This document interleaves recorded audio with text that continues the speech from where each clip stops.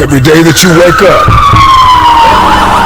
remember someone else did not. You are alive for a reason. Those voices in your head telling you to turn back, telling you that they'll fail. But I've failed in the past. I fell flat on my face. Listen to me. You can't have a better tomorrow if you're too busy thinking about yesterday. In times of adversity, you do not have an obstacle to deal with. You have a choice to make. It's no different because we've messed up, because you fell off the wagon, you've been on alcohol and drugs, and you gave up on life, or you dropped out, or you've been to jail 1 time, 2 times, 3 times, and you really want your dream to happen, and you're putting in your work, and nothing's happening yet. I promise you, if you keep pushing, if you keep giving me all your effort, it will happen. It's happened before with Mike Tyson. No matter how far you have sunk, no matter how hard you have fallen, you've got enough grit, you've got enough grace, you've got enough faith, you've got enough courage to stand up. It's time to rise. I will rise. You have to rewrite the story you've been telling yourself, so that you can step into a new level of abundance, a new level of peace, a new level of happiness. Understand, if you want to make your dreams a reality, you've got to understand that you can't quit. Believe you can win. Because we only get one shot at this, King. We didn't come this far to come this far. You can always start fresh. You can write a new chapter, or you can choose to write the entire new book. You have the power. You have the tenacity. You have the grit. This is that time. This is that hour. This is that moment. Life will blood in your nose. Life will leave you in a cardiac arrest. Life will leave you in an accident. Life will knock you upside your head, and there you get back up again. Others may quit, but not me. Not today. Not tomorrow. Not ever. Because I gained too much in this dream. It's up to you to keep calm and believe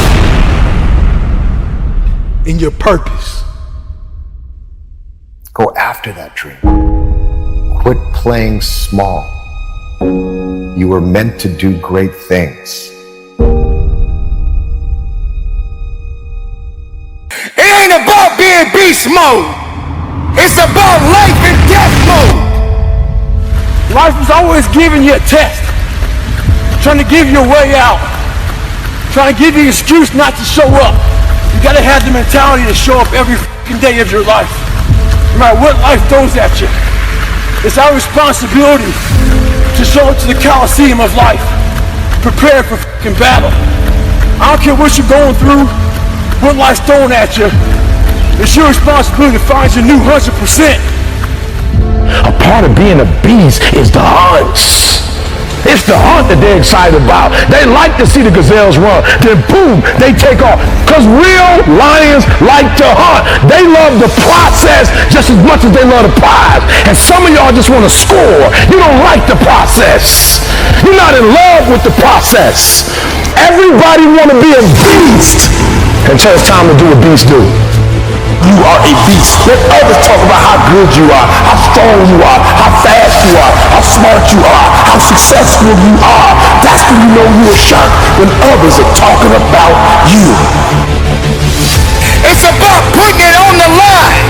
It's about pushing yourself and giving it 110% of everything you got. I know sometimes people say they're lying, but you can't be a lion if you don't understand the rules of the jungle. Keep your commitment never to go back to the life that you once lived. Keep your commitment to creating wealth for yourself, to taking care of your children, to be more responsible. Keep your commitment to live a life of contribution, to keep your commitment to be a conqueror.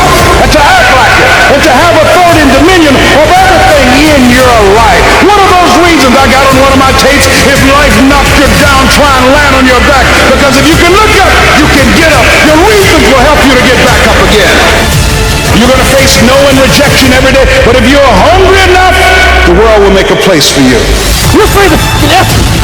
We're all being tested. And that road to success is a bumpy ass road. Do you think you have the mindset now? Beast mode! I would rather you confront, fight, and fail than for you just to settle for the comfort of remaining the same. Change is tough, but change is possible for some of you. The world's not going to become easier all of a sudden. No, as you mature, you're going to have more responsibilities, more things that people expect out of you. But the truth is, you can do hard things. The truth is, as long as there's breath in your lungs, there's hope in your heart. Ask yourself, what's my dream? What's my dream? You think you're just here to work on a job, pay the bills, keep a roof over your head, a car note, and then die? Come on. Give me a break. Raise the bar on yourself. Challenge yourself. Decide you're not going to be the same person. I want you to have the mindset that you're going to live an expanded vision of yourself. And you're going to go all in. I don't know your name, but I know you have a dream. You may be listening to me in your closet, your bedroom, the gym, the car, the bus, the train, the plane. I don't know where you're going, but I know you are going somewhere. You've got a destination. Keep a no excuse mentality. Then the sky is not your limit. The sky is your starting point. I never get turned off. Every single day, I want my destiny. I want my dream. You got to have this vision of yourself beyond your circumstances. You got to see yourself every day. I can do this. I can make this happen. I'm blessed and highly favored. Good things are supposed to happen to me. You got to see yourself every day and get out of your mind those old thoughts, that old belief system. Every day you've got to sell yourself on that it's possible. You want to go somewhere you've never gone? You got to do something you've never done. You got to say something you've never said. You got to go to a place in you that you've never even been. You're not sentenced to this life this way. You chose it. It's going to be a dogfight.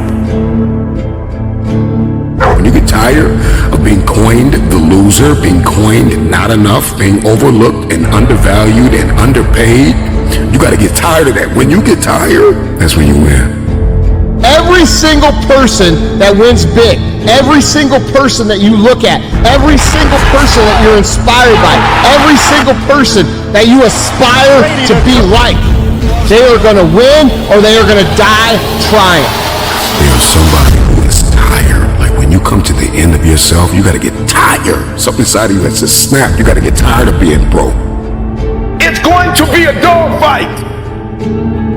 You got that dog, and your inner dog has no quit.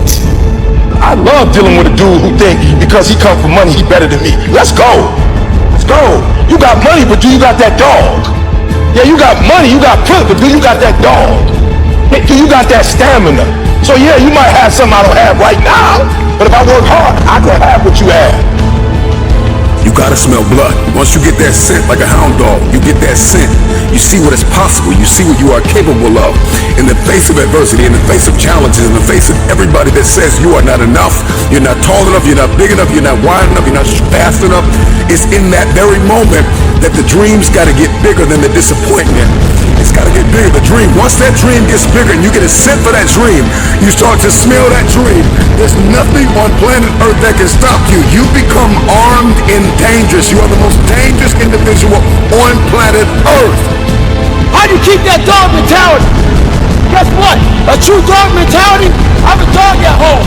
I can feed that all day long. He never gets full. It's not enough you made to the NFL. He's the MVP. It's not enough you win a 5K. Win a 10K. It's not enough you became a doctor. Be a better doctor. It's not enough you lost 50 pounds. Go out there and do something with it. Guess what? It's 109 out here, but guess what? It's not enough. Stay hard. When we talk about a dog mentality, the dog scrambles, the dog barks, the dog runs after whatever it wants. When a dog is hungry, move out of his way, because it's coming for blood. The reason why you don't have what you want is because you are not hungry enough.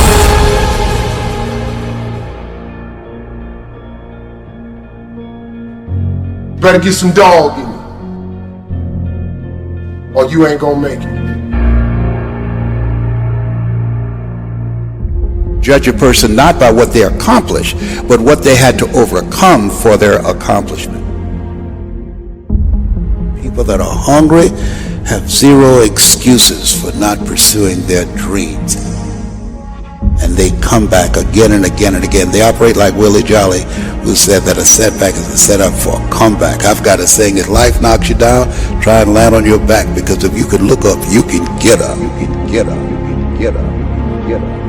I'm training people to get into their greatness, to begin to develop the courage to pursue dreams beyond their comfort zones. Because in order to do something you've never done, you've got to become someone you've never been. When you're pursuing your greatness, you don't know what your limits are, so you act like you don't have any. There's never a shortage of opportunities. It's just a shortage of thinking. Because some things are taught and some things are caught. When I was in the 5th grade, they put me back from the 5th grade into the 4th grade. I failed again in the 8th grade. I have no college training. So being identified and labeled as DT, the dumb twin, it gave me a lot of things to overcome. And so there was no one to dispute what was said about me, and I bought it. Even if you are told a lie, faith comes by hearing and hearing and hearing. You hear it often enough, it becomes your reality. Perception, not challenge, becomes real for you. Someone's opinion of you does not have to become your reality. So if you can track failure, you can also track success. You have greatness in you. I don't know you, but here's what I know based upon my own experience. You have greatness in you, that you have the ability to do more than you could ever begin to imagine. You have greatness in you. There's a presence in each and every one of us that waits and listens to the voice of the genuine in yourself. It will be perhaps the only God you will ever have or hear. And if you cannot hear it, all of your life will be spent on the ends of strings that somebody else pulls. When you recognize your greatness, no one will ever pull your strings. You are different. You were created on purpose with a purpose to manifest that purpose through you. You will never exercise authority and dominion over your life until you exercise authority and dominion over what you are not. Most people go through life living the lie that has been told about them. There's something in you that's greater than your circumstances. There's something in you that's greater than the adversities that you're facing. In life, you're either in a problem, just left one, or headed toward one. You have greatness in you.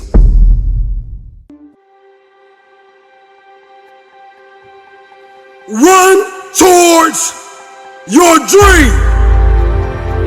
I want you to know something. That the bigger your dream is, I want you to understand the harder the grind. Ask yourself, what's my dream? What's my dream? What are you willing to do that you've never done before? What are you willing to say that you've never said before? You got a dream to buy a house. You got a dream for better relationships. You got a dream to win a fight. You got a dream to get your family out of the hood. You got a dream to lose motivation takes sacrifice, blood, sweat, tears, absolute, total focus of pushing yourself. And if dreams and goals are coming easy, I submit to you, it's time for you to ratchet up what you're going after because you can achieve more. Start with nothing, high school dropout. Start with nothing, homeless. 12 years to get a 4-year degree from the university. Start with nothing if you are willing to grind. If you came from a place where you had nothing, that's everything that you need. I kept running toward my dream. Unreasonable results in your life, like living your dream and taking charge of your destiny, you've got to be an unreasonable person. The dream's got to get bigger than the disappointment, than the fear, than the anxiety, than the overwhelm. It's got to get bigger. The dream, once that dream gets bigger and you get a scent for that dream, you start to smell that dream. There's nothing on planet Earth that can stop you. You become armed and dangerous. You are the most dangerous individual on planet Earth. What do you do when you're not the only one that wants to make $1 million in your company? You're not the only one that wants to be the president. You're not the only one that wants to be the CEO. What if you're not the only one that wants what you want? What if there are thousands of other people who want what you want? You have to outwork them. You gotta outgrind them. You gotta get up earlier. You gotta stay up later. You gotta execute, and you gotta go from 70. Don't let nobody steal your dream. I used to ask myself, can I do this? And something said within me, you're the one. You're the one. What you hate, what you can't stand, what you want to walk out of, what you want to give up on, there is somebody out there that would die to be in your position. And so here's what I need you to ask yourself. Is this problem an issue or is it an opportunity? Some of you, all you've been waiting for your whole life was an opportunity. What if losing your job was the opportunity? What if the divorce is an opportunity? What if the bankruptcy is an opportunity? What if the one you loved was an opportunity for you to reconnect with somebody and forgive them? I need you to see the bigger picture. I need you to have a little gratitude. You need to learn how to smile. You need to work out. I know you hate the gym. I know you hate to lift weights. I know you hate cardio. I know you don't like drinking water. I know you don't like taking care of your temple. You think it's the hardest thing to do in the world to commit. But there is somebody who's in the grave today, and if they had another opportunity to live, they would enthusiastically, with great confidence and courage and consistency, do what you hate just to live a little longer. Find the positive. See the bigger picture. Guard your gratitude. The trial, the tribulation, the adversity, the challenge is not your assassin. The challenge is your opportunity. Are you going to complain in the face of conflict, or are you going to seize the opportunity?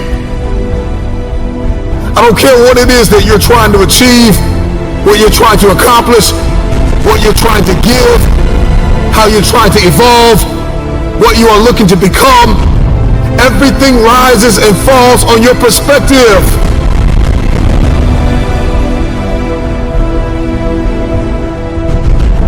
Stop complaining about the jealousy and the envy and the backbiting and the person that gave up on you and the person that wasn't present and the person that lied to you and the person that attempted to manipulate and control. I'm not weary, I'm wiser. I'm not toxic, I'm triumphant. I see this thing differently. This season that you've entered into did not come to break you. It came to build you into the man or woman God has destined you to be. Change your perspective.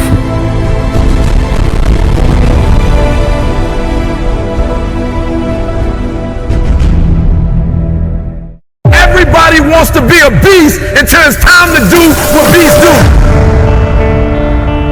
I never looked at things as problems. I look at them as opportunities. Who teaches you to be a man? Greatness is not something that you meet once.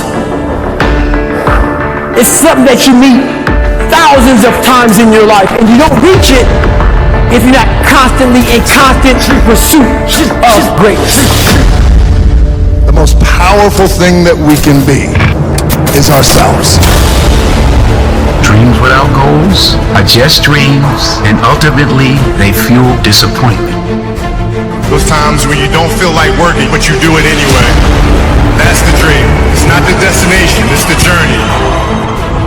Without commitment, you'll never start, but more importantly, without consistency, you'll never finish. You can't just say you want it. You can't watch the video and say, I want it as bad as I want to breathe. It's cute to say it. But when it's showtime, when the sun comes out, now it's time to hunt. And what separates you from everybody else is that when it's time to hunt, you're ready to hunt. It's a lifestyle. You don't hit the snooze button. You don't want to go run, you go run. You don't want to go swim, you go swim. You don't want to make your bed, you make your bed. You don't want to clean your house, you clean your house. You don't want to study, you study. That's how you start to callous your mind. That became my life. You can't control what's happening to you, control how you respond to it. That's where your power is. If you stay in your comfort zone, that's where you will fail. Success is not a comfortable procedure. If you think the price of winning is too high, wait till you get the bill from regret. Not only do I want to be a beast, if you follow my 24 hours, I do what beasts do.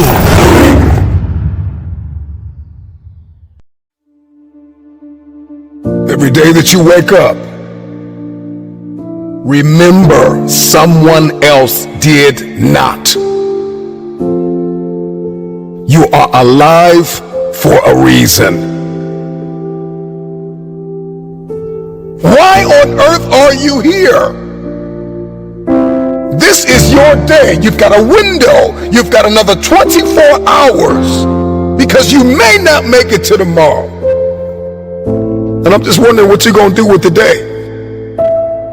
The reason why days often feel meaningless and mundane is because we are directionless. You got to get some direction.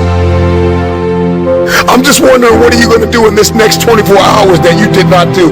I'm just wondering if you're going to level up 2 millimeters more than you did yesterday. Are you going to get better? Are you going to get stronger? Are you going to get wiser? Are you going to see this thing differently? I'm just wondering, when are you going to see the power of 24 hours?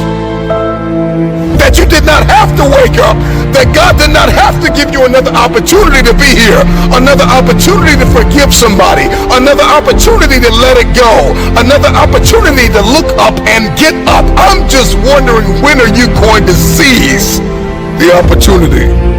Accept where you are. Get cognizant about your money. Get cognizant about your relationships. Where are you mentally? Where are you spiritually and emotionally and financially and economically? Are you driving where you are destined to drive? Where's your health? Where's your heart? Let's get aware of where we are. This is my day to read a new book. This is my day to start a journey. This is my day to make an investment. This is my day to invest in myself. This is my day and this is my time, and it's my turn to crush this day. This is the day I learn like I never have. This is the day I invest like I never have. This is the day I take it seriously. I got one window. I may not be here tomorrow. I'm just wondering if you're going to rise and see the opportunity. Get up, get up, get up. You've got a day to conquer.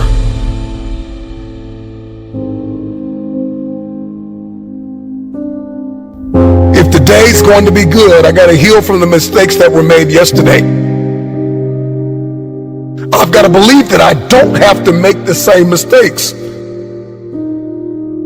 It's time to heal. Today I heal. Today I heal from every mistake that is made. Today I heal from everything that I said that I could have said better, and everything that was said to me that I wish was never said. I heal today from the people that pushed me verbally but did not support me physically, that were never present. Today I heal, I heal, I heal. I heal from what I did not have. I heal from what I did have that I did not want. Today I heal. After we heal, we have to acknowledge what went wrong. What could I have done differently? What boundaries did I allow to be breached? Relationally, financially, with my investments, with my mindset. Where did I put my energy and I didn't get anything back in return? It's like investing in a vending machine with a sign on it that says out of order. And I'm convinced that many of us invest in people and places that are just simply out of order. And this is why we're drained. And this is why we're tired. And this is why we're weary and well-doing. And this is why the day is mundane and it's the same old, same old. Something's got to change with you. I'm just wondering if you're going to repeat the cycle. If the redundancy of mediocrity is going to continue. We've got purpose and we've got fulfillment and we've got destiny breathing down our necks. Let's accept the truth. This is the only way the day matters is if we get aware of what's happening and what's going on. What has my attention? Do I have the attention span of a toddler or a champion? Why is the truth so important? You have to have the truth to have a starting point. And your true self is found in that very uncomfortable zone. We all look for toughness.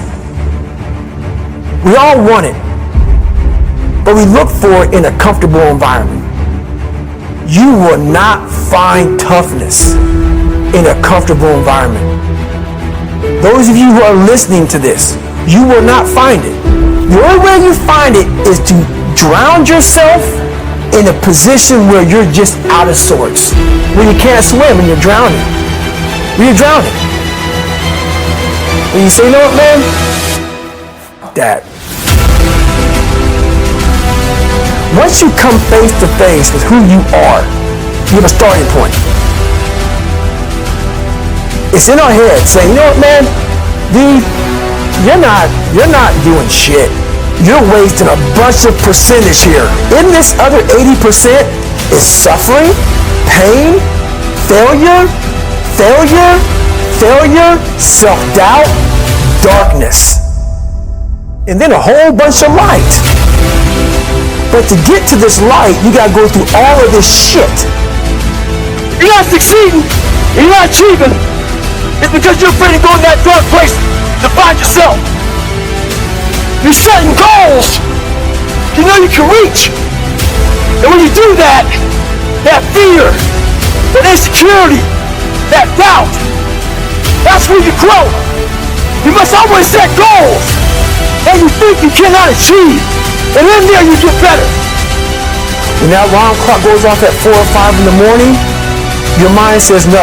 You just say, this is what we do. It's what we do now. Because to get to where you want to go, the amount of pain involved, the amount of mental pain, of how many times you're going to have to do something that you don't want to do to get to where you want to go.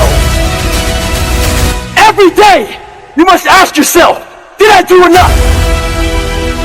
And then once you do this over and over and over again, it becomes like breathing. I don't want to live this lifestyle, but to get to the other side of this, I have to. So if you really want it, you realize what trying is and what trying is not.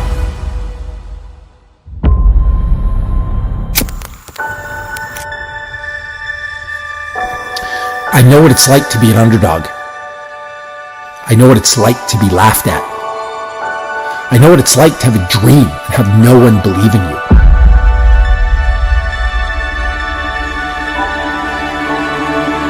It means nothing. It's all in your head. You see, these people, the ones who laughed at you or told you that you can't, they aren't you. They don't have to wake up every day and feel how you feel. They don't have to hate the reflection they see in the mirror looking back at them. They don't have to go to bed at night feeling empty because there's something they desperately want. That's you, and that's on you. So do something about it. You weren't born to live a second-rate existence. You weren't born to let your dreams, your hopes, and your aspirations pass you by. You were born to fly. You have to go into 2023 with the mindset that you're going to win.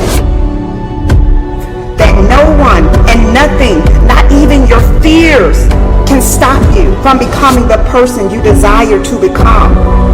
Y'all want to work on your goals and your dreams, but you've been working all year round.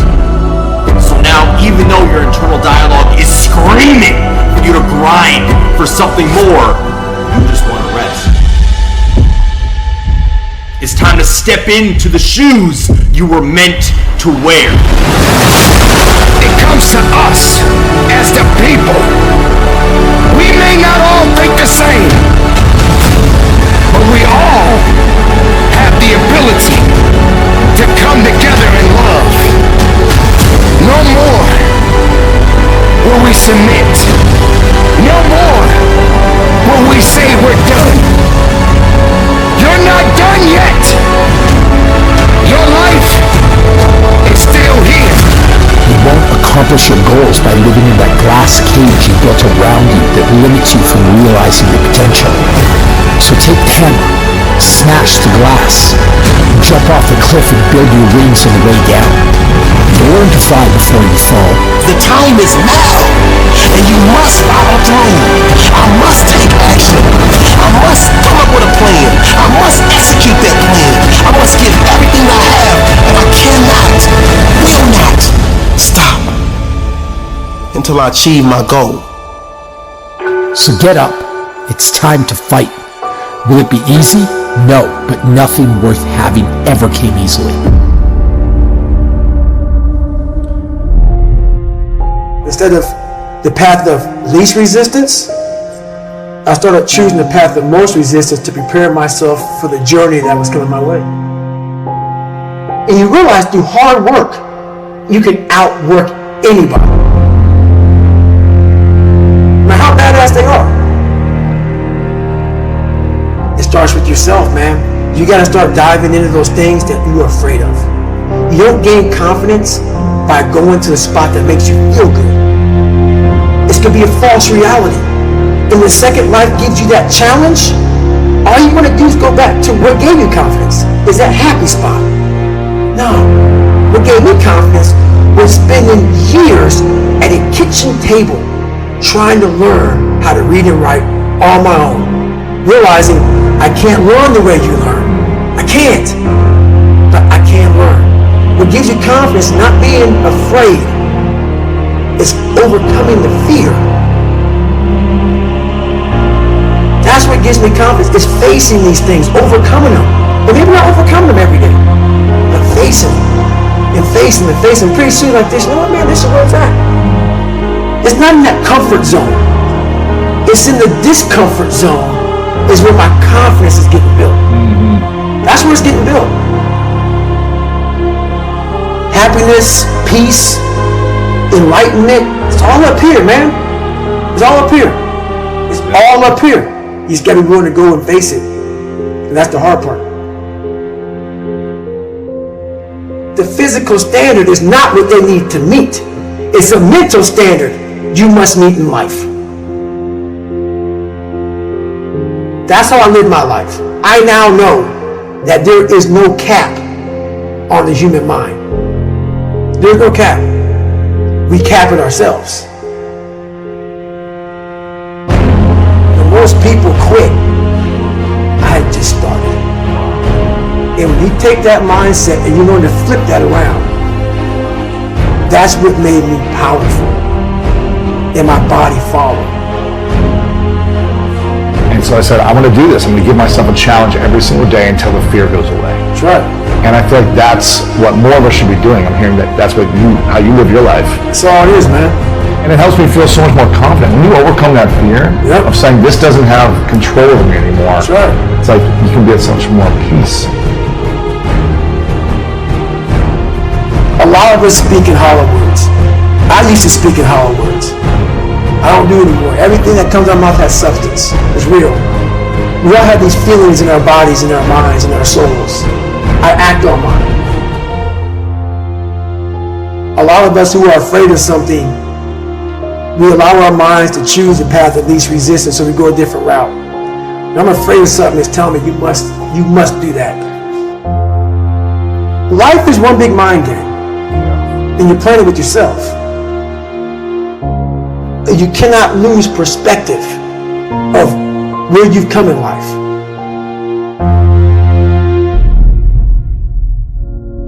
I'm trying to give people a different thought process of life, where failure, hell, disappointment, discomfort is a great learning tool.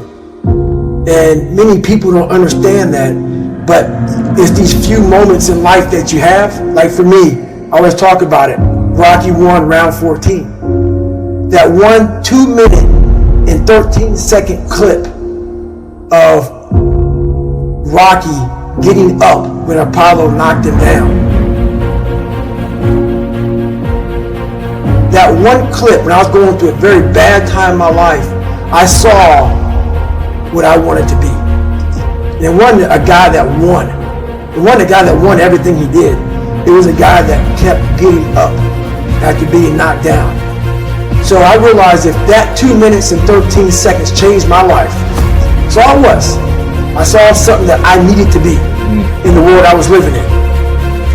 Maybe my story will give someone the 2 minutes and 13 seconds they need to change their life. Everybody's got a story. We don't share it on social media. We share our nice life on social media. We all have a dungeon. I'm just willing to talk about mine. Mental toughness isn't something that you sample. It's something that you live in every day. Whenever hardness comes, and you don't know what it is, it may be different for you than it is for me, but you go back to your insecurities. And then when you go back to your insecurities, you then look for comfort within those insecurities. And we all look for that cookie that your mom used to give you when you were sad, when you were sick. We look for our wife or our husband. We look for comfort. It's in those moments you must retrain your mind to think differently in health. The mental standard is you must know how far you've come.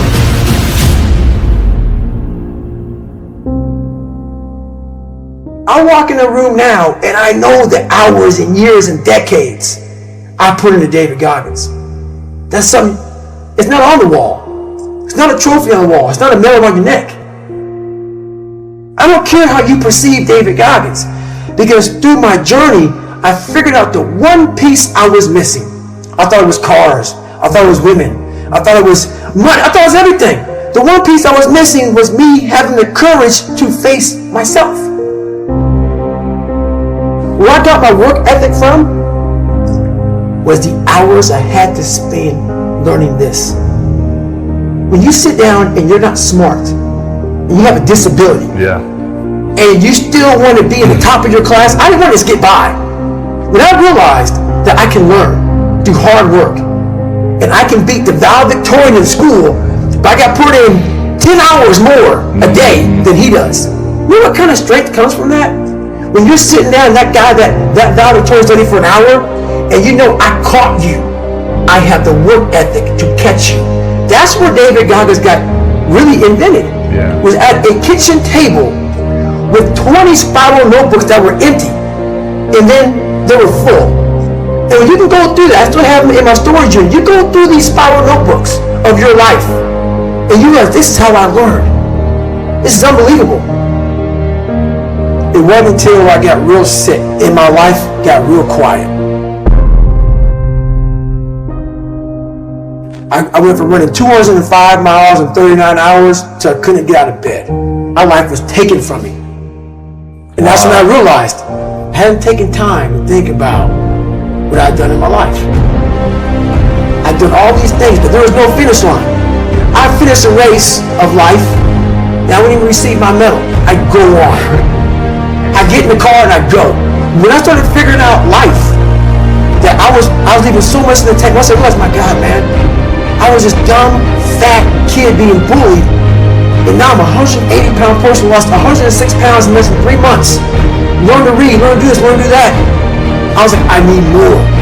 I was fueling my mind with everything.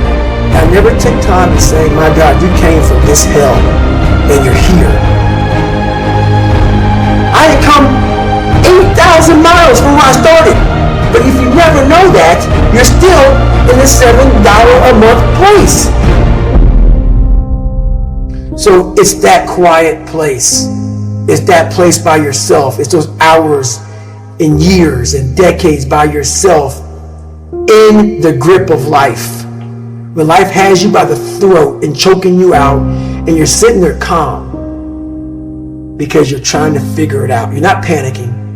You're not quitting. You're not throwing in the towel. You're saying there's a way around this. And when you figure it out, when life has you gripped in a vice, and you can figure that out, that's when you overcome. That's when you overcome. The journey getting there was harder than going through it. Yeah. You know, so that's the whole thing about life, man. It's that journey that makes you who you are.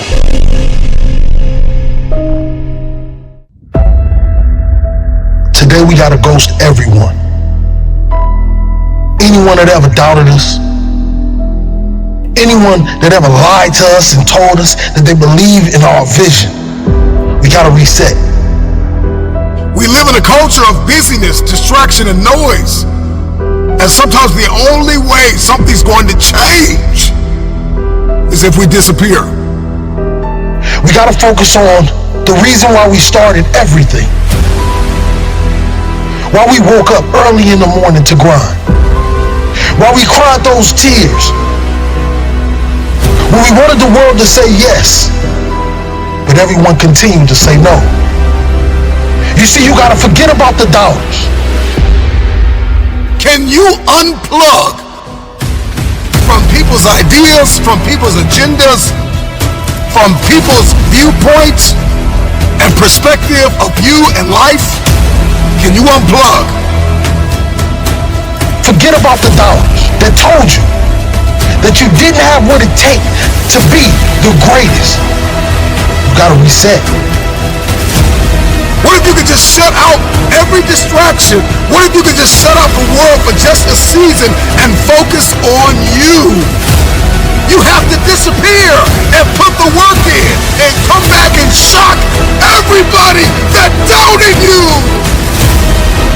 You gotta understand the power of being alone.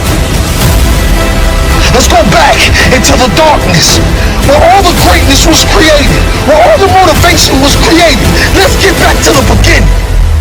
Because only then will you hear the thoughts of the greats. We celebrate athletes and we celebrate critical thinkers and innovators and actors, and we praise them and claim them our heroes, and we follow them by the millions. We love what they do in public, but you don't know the story behind the glory. You don't know the blood, the sweat. You didn't see the tears that they cried, the prayers that they prayed, the countless weeks where they went without sleep to get where they are. I'm just wondering if there's anybody here that is willing to go through the process in the dark room that prepares us and equips us for the stages of destiny. Rise, let's ghost everyone.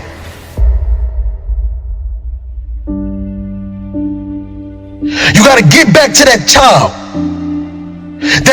that wanted to dream. They wanted to chase everything the world told him that he couldn't have. Yes, we gotta reset. We're surrounded by the noise. We're surrounded by the social media, the Instagram, all of these things that give us no fulfillment. And the reason why you feel this way is because you've been surrounded by negativity. You've been surrounded by individuals that call themselves your friend. But in all reality, they're just another energy drainer. They're just another person that wants to tell you that you cannot accomplish your dreams because they failed at every obstacle they ever tried to defeat. Let's go back into that hole. Let's go back into the darkness Some of the most monumental and transformational portraits and pictures that we've ever seen were developed in the dark room. I'm talking to that athlete. I'm talking to that administrator. I'm talking to that nurse, that doctor. I'm talking to that student. I'm talking to that communicator. I'm talking to that pioneer, that inventor. I'm talking to that entrepreneur. I'm talking to that preacher. I'm talking to that person who refuses to stay where they are. I'm talking to that person that doesn't have a problem laying in obscurity, because you know that when you come out of the dark room, all eyes on you.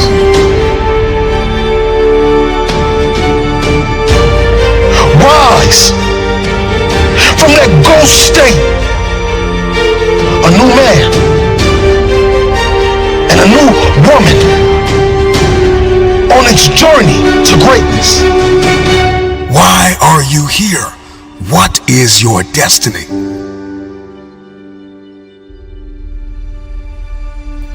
I got a question. What will you do when no one is watching? What will you do when no one is listening? That's the only time that we'll be able to bring something to this world that it never seen before. One of the greatest challenges with disappearing is understanding the revelation of building in the dark. The secret of change is to focus all of our energy not on fighting the old, but building the new, and specifically behind closed doors when nobody's looking, when no one is there to affirm you, when nobody's there to validate you, when nobody is there to agree with you. You build in the dark and you announce it when it's finished. Let me tell you, you're gonna fight until you can't fight no more. And when you can't fight anymore, you're gonna lay down and bleed a while. And then you're gonna get up and fight some more. Sometimes you have to fall back into the dark room and focus on you. There are too many people in your life who have left you. There are too many people in your life who have counted you out. There are too many people in your life who have whispered in your ear and said you'll be worse off without them. Prove them wrong. There are people in your life that claim to be your friends. And honestly, they're just standing there waiting to see you fail. Yeah, you have those friends that come out to support you and tell you how great you are. But when they're driving off, leaving from the event, they're saying to themselves, I can do that better than him. Or I can do that better than her. Disappear and do the work that is required. Sometimes you gotta take a break from just about everything, disappear, come back, and shock the world. You've been surrounded by individuals that call themselves your friend. They're just another person that wants to tell you that you cannot accomplish your dreams. Are you worth my time? If you're not, it's time to unplug. Time to unplug. Time to unplug. This is the process when you have to reset and when you have to ghost everyone.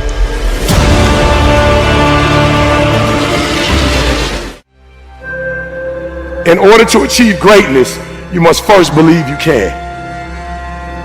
What's the biggest challenge that most of these individuals have? What's the common challenge? Believe. They don't believe, man. You know, it's all mental, and people don't get it. You know, everybody wants to say, okay, well, here go 10 steps to, okay, Lewis said do 8, ET said do 9, you know, this person says this is 12 steps, and everybody's trying to get the steps without the mentality. You got this. I believe in you. When somebody says, no matter what happens, whether it succeeds or fails, I'm going to be by your side. That's when I have the confidence to do difficult things. Wow. So It's the people in my life. You should recognize the potential in yourself and love yourself enough to make the changes that produce the best possible version of yourself. Or how do you overcome self-doubt? How do you overcome self-doubt? Help someone else overcome self-doubt. I love that. I love that. You overcome self-doubt by helping. And it's not a selfish thing. I'm only helping you so I can. You have to genuinely love and commit to the person. So it's not the car, the house, or whatever. It is that internal goal, that internal why. And so for me, I just think that's it. It's something within it. You gotta pull it out. And so it's easy when you have a why, a purpose. I'm doing it for this, I'm doing it for that. It's easy to get up and get going. But if it's just for a car, what happens when you get the car? Because you can buy it. What happens when you get the house and you can buy the house? The only reason you're not the best right now is because you don't believe you're the best now. You can learn all the techniques in the world. If you don't believe in yourself, it won't happen for you. You have got to stand up to that voice. You've got to sell yourself every day on your abilities, on what you're doing, on the goal that you want to reach. You've got to sell yourself every day, every day, every day. According to your level of belief, it will manifest itself in what you're doing. Whatever we have right now, whatever we're demonstrating in our lives, is a result of what we believe subconsciously that we deserve. And part of increasing that belief level is that you have got to convince yourself every day.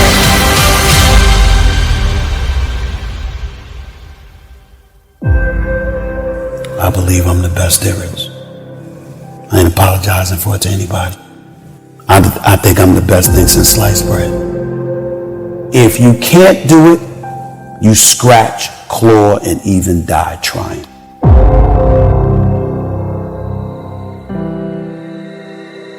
Somewhere I believe that I am not enough. I'm not good enough, smart enough, talented enough, worthy enough, whatever it might be. And that was definitely my biggest insecurity, was I'm not enough in so many ways. And so I needed people to give me the approval. I needed people to accept me because I didn't accept me. I accept myself fully now. It doesn't mean I'm still not hungry. It doesn't mean I'm still not a work in progress. It doesn't mean I'm still not driven to create results in my life and make an impact and do all these beautiful things. But I've finally come to myself after literally 10 years of different healing modalities and processes and making big mistakes and learning and growing. I finally feel at peace with accepting myself. From that space, I feel like I can do anything, no matter if people talk crap about me. It doesn't mean I have to like it, but I can still do it and not be afraid of that. And that's really at the core of the greatness mindset, is identifying which fear holds you back. Because I believe self-doubt is the killer of dreams.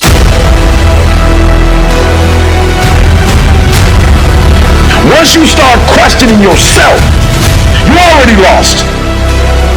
Once you start questioning yourself, once you start going into a state of depression and you start being by yourself and you start thinking and wondering, once you start wondering, you already lost. Even if you don't believe. I'm the best right now. And if you want to go through motivational speaking, you got to go through me. Ain't nobody doing it like this. They all wear shirt and tie. Ain't nobody bring hip-hop to motivation. I must be the greatest. I shook up motivational speaking. I changed the whole genre. I must be the greatest, not because I'm cocky, but I gotta tell myself I'm the best if I'm gonna be the best. I gotta believe in me before anybody else believe in me.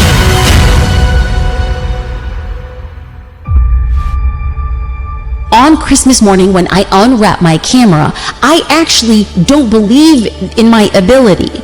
So much so that I say I can't even open the box to this camera until January 1st, because in the new year, I'm going to be a different person. So that should just kind of really betray the lack of belief that I had in myself to begin with. So then it was opening the camera and saying, I told my husband, I'm like, oh, I think you got me the wrong battery. No, it was just me putting the battery in the wrong way. I had no idea which way was up. I was cutting every single corner. I was looking at the work that I was doing, and I feel like I had enough wherewithal to look at my work and say, this is terrible. I know what good is, and what I am doing is terrible. But do I have the capacity to make it a little bit less terrible? I was a person for 365 days who said, come hell or high water, I'm gonna go all in. I want to look back on my deathbed and said, you gave it everything you had. So I stopped being a lot social. I didn't do extracurricular activities. I woke up earlier, I went to bed later. I don't think that's a lifestyle, like a permanent lifestyle, but at the time that I gave myself 365 days, there's no more messing around. There was no more excuses. You have a story. You know, you have a unique experience, and so your 12 are shaped by not just your world, but how your world has shaped your thinking. And I think that's the part, the mission is like, guys, if it was easy, everybody could do it. If it was a cookie cutter, everybody would just follow it to the T. But there's a mindset. And when I looked at Serena, when I look at the Michael Jordans of the world, Tom Brady, when you look at Michael Phelps, like, it is a mentality. It's the consistent actions of doing the hard things, or just the things you say you're going to commit to, and completing those things, which build the confidence and the belief in yourself. A lot of people that have these issues of the self-doubt is because they have not put the work in to have the belief in themselves that they can accomplish whatever it is. The reason why you're not taking advantage of this opportunity is not because you don't believe in it, you don't believe in you. We suck at first, but I just kept going. I just really believed that I could have anything that I wanted if I was willing to work for it. And when I was number 20, I started saying, I was the #1 motivational speaker in the world. And I went to the computer, and the world said exactly what I said, that Eric Thomas is #1 in the world. I spoke it, the world heard it, and it activated. Your problem is that you don't believe you belong here. Your problem is that you don't think you should be sitting down here.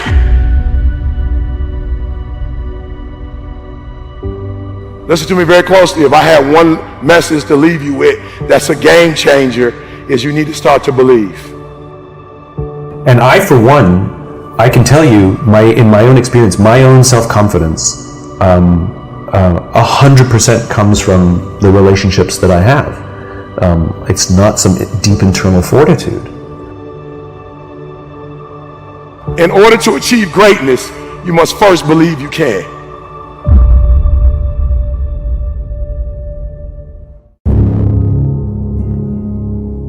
When you have fallen, when you have made a mistake, the worst thing you can do is criticize yourself.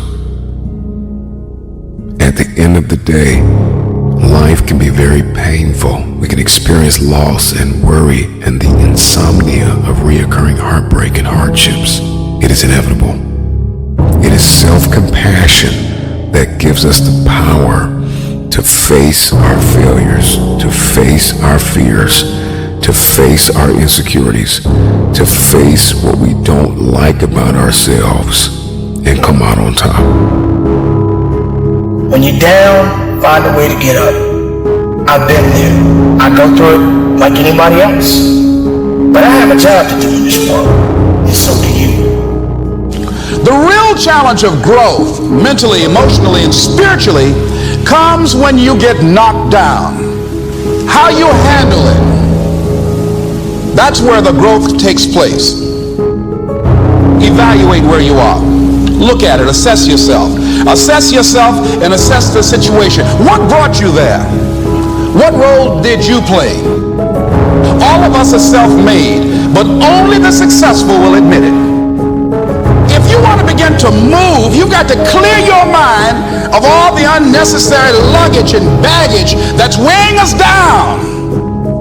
I'm telling you from personal experience, I know what my life was like when I put in 55. I know what it was like when I didn't try. I know what my life was like when I didn't care. I know what my life was like when I didn't have any dreams or any goals. Like I didn't want anything. I know what my life was like. Now I'm putting in 120, baby. You put in 120. Not only does it affect your life, it affects your family's life. It affects your friend's life. It affects your community's life. Are you hearing what I'm telling you? I'm challenging you. I'm challenging you to get from where you are. I'm challenging you to stop settling. I'm challenging you. I'm challenging you. I'm challenging you to stop accepting the life that was given to you. I'm challenging you to give 120%. Are you hearing me? Trying is not good enough. Trying is not going to get you there. We need potential. We need application. We need need dedication. We need motivation. We need discipline. We need to understand that work must be applied. And even when you don't want to do it, find a way to do it anyway. I'm coming back, and I'll be stronger and better because of it. You have got to make a declaration that this is what you stand for. If you are going to win the fight for your future, then you are going to have to master self-compassion. Face the conflict. Embrace rather than avoid challenges. And you don't give up on yourself. Do not give up on yourself. When you find yourself criticizing yourself negatively, comparing yourself to others, try to find inspiration in their successes and strengths instead of feeling threatened. You're standing up for your dreams. You're standing up for peace of mind. You're standing up for health. You want it, and you're going to go all out to have it. Everybody gets knocked down. No matter how tough you think you are, you're gonna fall, and when you fall, sometimes you fall real hard.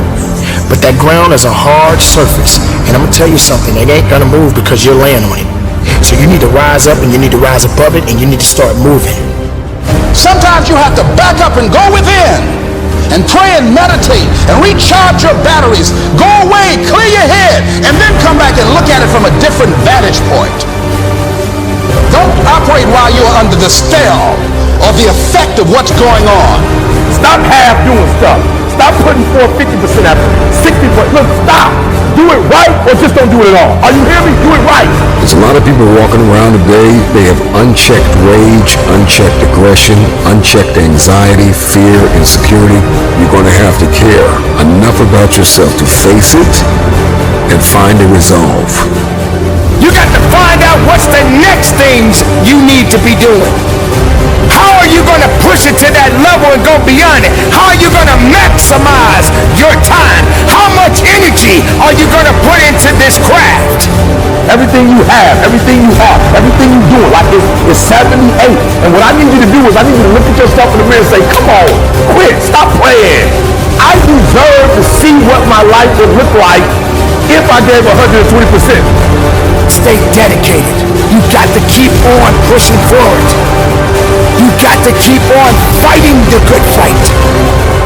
You got to put aside the excuses, because excuses won't lift you up. Excuses won't give you the power that you truly need. You've got to be willing to go against the tide. You've got to be willing to harness your will and say, in spite of this, I'm in control here. I'm not going to let this get me down. I'm not going to let this destroy me.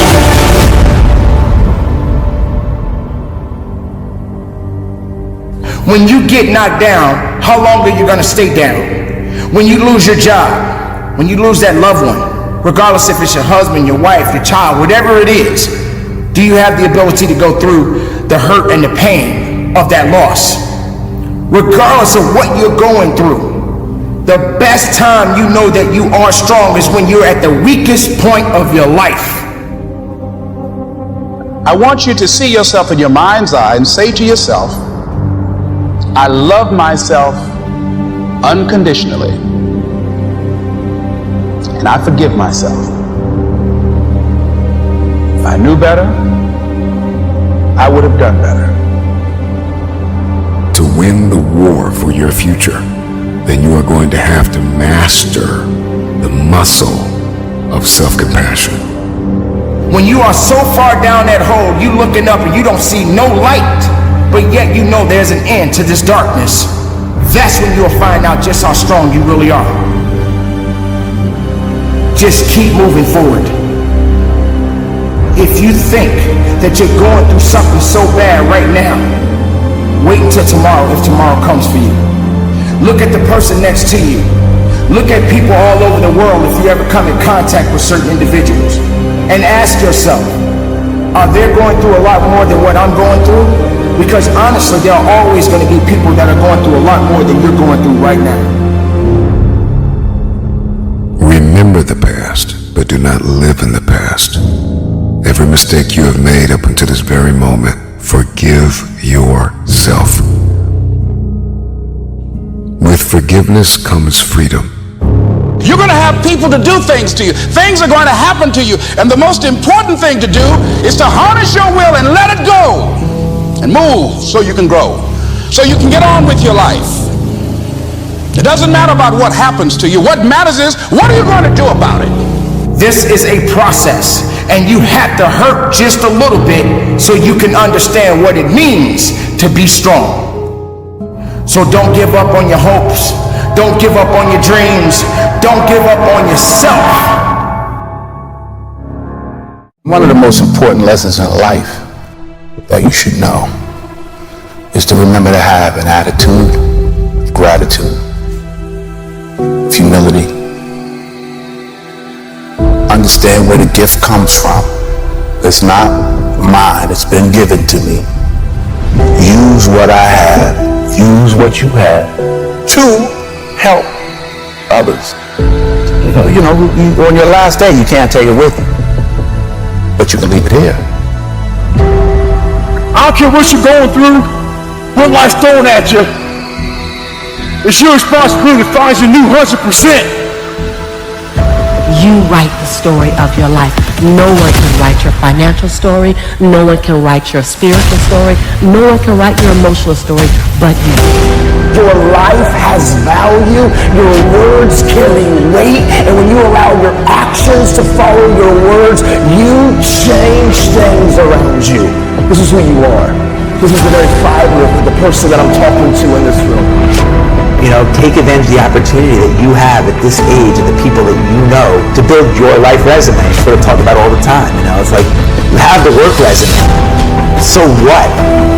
That means nothing if you're not building up your life resume. Believe in everything that you are and understand that within you there's something greater than any obstacle you'll ever face. Have faith in your abilities. Work hard, never give up, and there's nothing you can't accomplish. A person's character is not judged when they ride the wave of success, when everyone chants their name and you want to be their friend. No, your character is put to the test when your back is against the wall. We didn't come this far to come this far.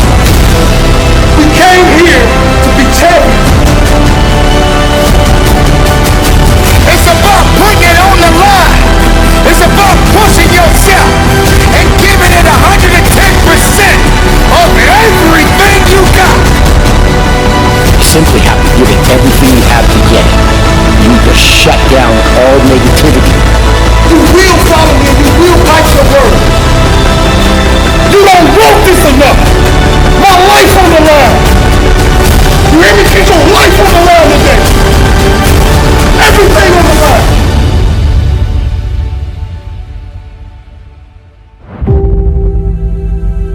I'm going to do the next right thing, not overcomplicate it. What I feed will grow, and what I starve will die.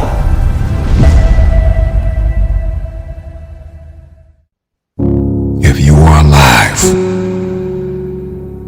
you have another opportunity to begin again. You got to get up on your own. You got to be able to make big decisions on your own. You got to lose weight on your own. There are a myriad of targets you have to hit by yourself. Oftentimes, it's the people that go away into a very healthy isolation to equip themselves, to condition themselves, to educate themselves, to come out empowered. And so you got to get into this workspace where you can do it by yourself. And I know you're fractured, and I know you're bleeding in places nobody can see. But if you shut it down, you can heal. You're standing at the precipice, the edge of the greatest move in your life. And the time is now like never before to take a leap of faith. Stop waiting to feel like it. Stop waiting until you see it. Stop waiting for somebody to come and save you. Nobody's coming to rescue you. The question is, how bad do you want this? You feel like you're underpaid and undervalued and overlooked, but listen, get up! This is the day that everything changes. through the process. Go through the mud. Run in the rain. Dance in the snow. Inhale. Exhale. Come back and shock the world. Find the mirror and tell yourself, I got this today. I got this today. I'm going to make it. I'm going to create it. I'm going to build it. All I have is all I need. Resources may come and go. People may come and go. But I've got a vision, and I've got the provision, and I've got the determination and the discipline to hit my aims and to punch through my target. You may be tired, you may be broken, you may be hurting, people may have betrayed you, lied on you, left you, but you refuse to give up. It takes faith to pull away from everything that is familiar, to step into uncharted territory, to become the person you were born to be. It takes faith. Everybody wants to grow a little bit taller, so we got to push a little bit harder. Life is lived on levels, and I can't bring my spotter with me. The spotter cannot walk with you all of your life. At some point, you got to say, I got this. Push! Can you walk away from everything for 30 days? Just 1 month, 720 hours. Imagine who you could be in 30 days.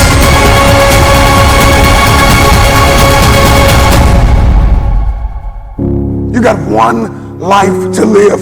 Rain, sleet, or snow. The time is now. Yeah, nothing changes and nothing changes, man. You know, we'll sit around forever wondering, well, what if I was a dog catcher? Would I be the best? What if I was Every day we change the world. But to change the world in a way that means anything, that takes more time than most people have. It never happens all at once. It's slow. It's methodical. It's exhausting. We don't all have the stomach for it. What if it's a mistake? It's a mistake. Rest assured. What do you know? You're going to stumble around, right? And what's going to happen is this. You're going to not stay in stasis. You're not going to wander around in circles. And I see people like that. They said, well, I never knew what to do, and now I'm 40. It's like, that's not so good. That's not so good. And you might say, well, and there is a literature, too, that suggests that people are a lot more unhappy when they look back on their lives about the things they didn't do than they are about the mistakes they made while they were doing things. That's how they get you to give up. You say it's not that simple, Vinny. So what's the truth? There it is. I want people to understand that they're not alone, that there are other people feeling exactly the way they're feeling, that their behavior is not insane, that they have a disease, and it's not their fault. There's a very famous kind of line that people don't change. I happen to know that people do change, and I see that every day. I see people getting better. I see the lights in their eyes come on. There's a million excuses I could make to rationalize not getting up early, doing the ice bath, and going for a run. There comes a time when all these potential excuses turn into fuel that motivates you to keep going. You got to get out there. You got to give it everything you got, whether it's your time, your talent, your prayers, or your treasures. Because remember this, you will never see a U-Haul behind a hearse. If you want to know something about yourself, sit on your bed one night and say, what's one thing I'm doing wrong, that I know I'm doing wrong, that I could fix, that I would fix? You meditate on that, you'll get an answer. And it won't be one you want, but it'll be the necessary one. It's a whole issue. People have a feeling that they can change, but they have no effort. They don't want to get in the game because they feel it's just too much time. It doesn't work, and I tried it, and it didn't work, and then they give up, and then life just goes on. It's seamless. You don't see it. It's just the way you've been living. My older brother, who was 12, got into an electrical accident, and he died in my arms. And really come to terms with that I was the one who got to live. that this life that we live, it's a privilege. And when I really started to take that in, I felt this tremendous urge to do something with my life, to do something that mattered. At some point, everything's going to go south on you. Everything's going to go south, and you're going to say, this is it.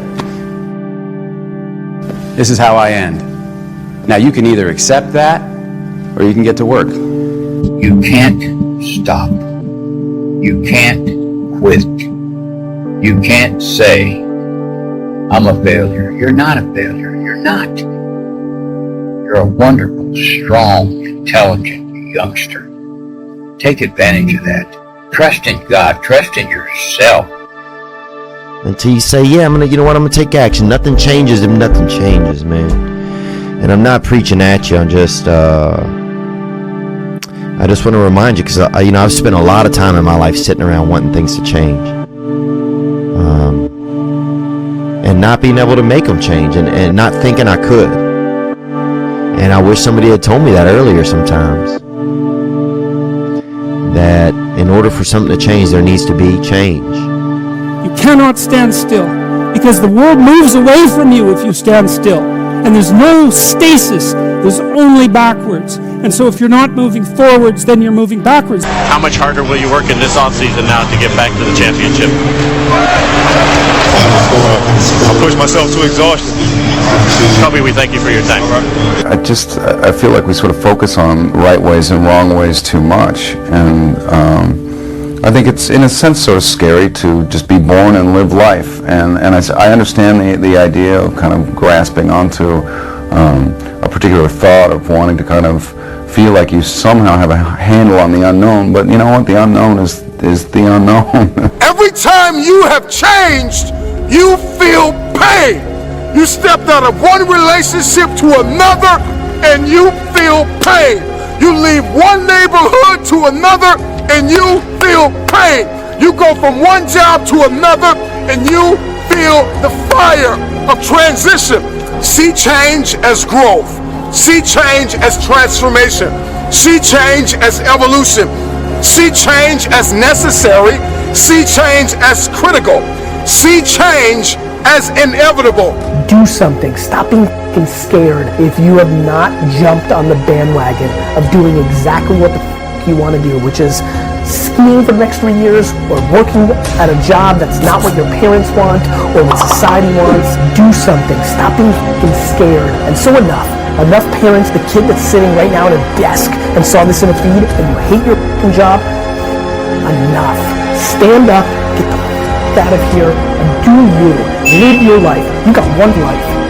And so if you're not willing to be a fool, then you'll never start anything new. And if you never start anything new, then you won't develop. And so the willingness to be a fool is the precursor to transformation. And that's the same as humility. And so if you're going to write your destiny, you can do a bad first job. You're going to get smarter as you move forward. When you can learn to do things when you don't want to, when you don't feel like it, when you're tired, when you can learn to push yourself to do them, that's when the world opens up to you. That's when success knocks at your door. There will never come a time when you can just happily coast through life. It's hard to stay governed by anxiety. It's hard to be inconsistent. It's hard not to have daily disciplines. It's hard not to believe in yourself. It's hard to be broke. It's hard to be poor. It's hard. It's all hard. So choose your heart. What I am telling you to do is chase after that version of yourself that you know you could be. What happens when I decide for myself that I'm going to do something different? You've got the gift of life. You have the privilege of being here. Quit playing small. You were meant to do great things. Nothing changes if nothing changes, man.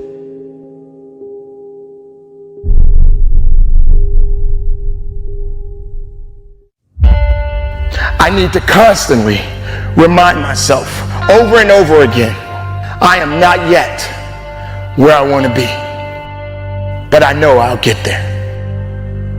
It's not enough to hope to win one day. You've got to expect to win today. When you set a goal, there needs to be a sense of urgency.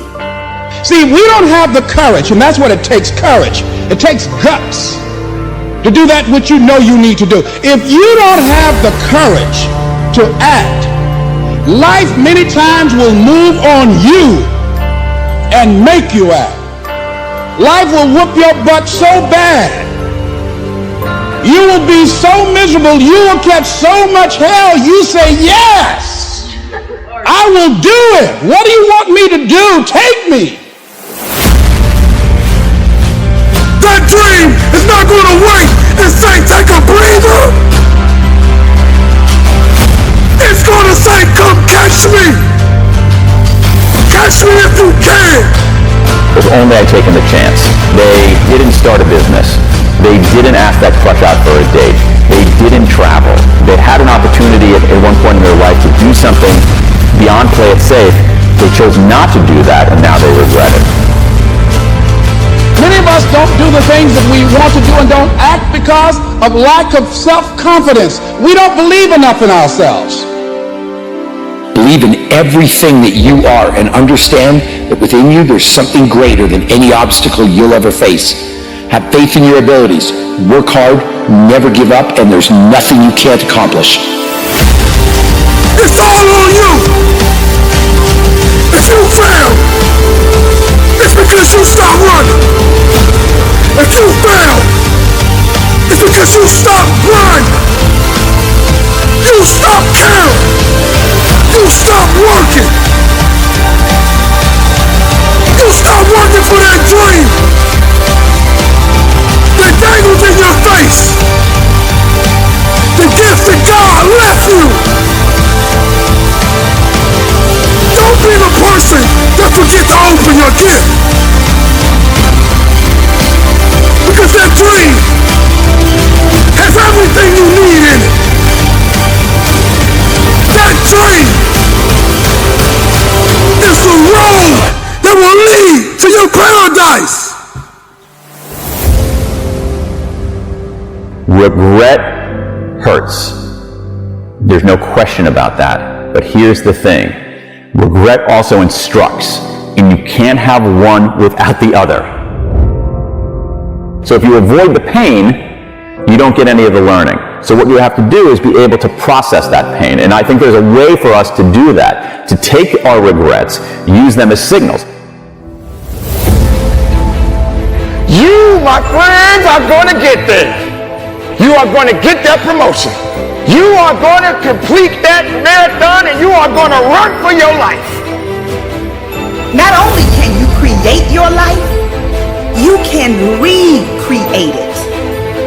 Because in order to begin to reinvent your life, you've got to make a conscious, deliberate, determined effort. That you really got to put all of yourself into it. There's nothing going to stop me. If you didn't make me, you can't break me. If you didn't make the sun come up, you can't stop me. If you didn't make the moon shine at night, you can't stop me. My purpose, my will, my dedication, my motivation is all about doing the business, because guess what, ladies and gentlemen? That's what I'm about. I'm about that business. I'm about that life. What are you about? Discipline sounds hard, but it's only hard when you don't want the reward bad enough. When you want something bad enough, you will wake up early. When you want something bad enough, you will pass on hanging out with your friends. When you want something bad enough, you will not back down. You don't have to prove anything to anyone but yourself. You begin to discover some things about you that you don't know you've got. Stop waiting for your dreams. Run towards your dream. Because the moment you stop running, the moment you stop fighting, is the day you will lose it. Don't wait for it. Continue to fight. Continue to chase of what you truly want out of your life. Today is here. Today you're breathing. Today is your opportunity. Work like hell. Crack the ground and keep moving. Make the ground shake. Crack the world. Get it going. Don't let nothing stop you. When the rest of the world shuts you down, you got to be the one to stand up, shout out, cry out, stand tall, work hard, dig deep, and go after it. Day one or one day, you decide. I look back sometimes of moments of regrets in my past. I wish I had made better decisions in my life. I truly do. If only I had pushed just a little bit more, did a little bit better. Just an inch, just a fraction of an inch is all I needed to give. I know, ladies and gentlemen, there are moments in your life you've experienced it too. You didn't rise up to the challenge when it called for you. You didn't rise up to the challenge because you were afraid of it. We need to understand how to deal with our negative emotions. We can't ignore them like no regrets. We can't wallow in them like, oh my God, it's so terrible, I'm such an awful person. So among the misunderstandings are, we think that when we experience regret, it's somehow an aberration, when in fact, everybody experiences regret. Regret makes us human. Regret is part of the human condition. What's more, we think that regret makes us weaker, when in fact, the research shows that, done right, regret can make us stronger, that we can list our regrets as an engine for forward progress. What's a winner's mentality, you ask? It means being focused on yourself and not other people. It means having desire. It means wanting it. Willingness to work for it. You simply have to give it everything you have to get it. The one thing that you must understand is that you don't get any do-overs. Once your day ends, that's it. So what action do you need to commit to taking today? This is for the dreamers! The dreamers that cannot sleep! The dreams that run away from us when we're running our fastest. We will not be last. We will meet our dreams in our paradise. We will marry our dreams. We will hold them tight to our hearts. And we will make them ours. Make them ours forever. Come here, dreams. I'm chasing you.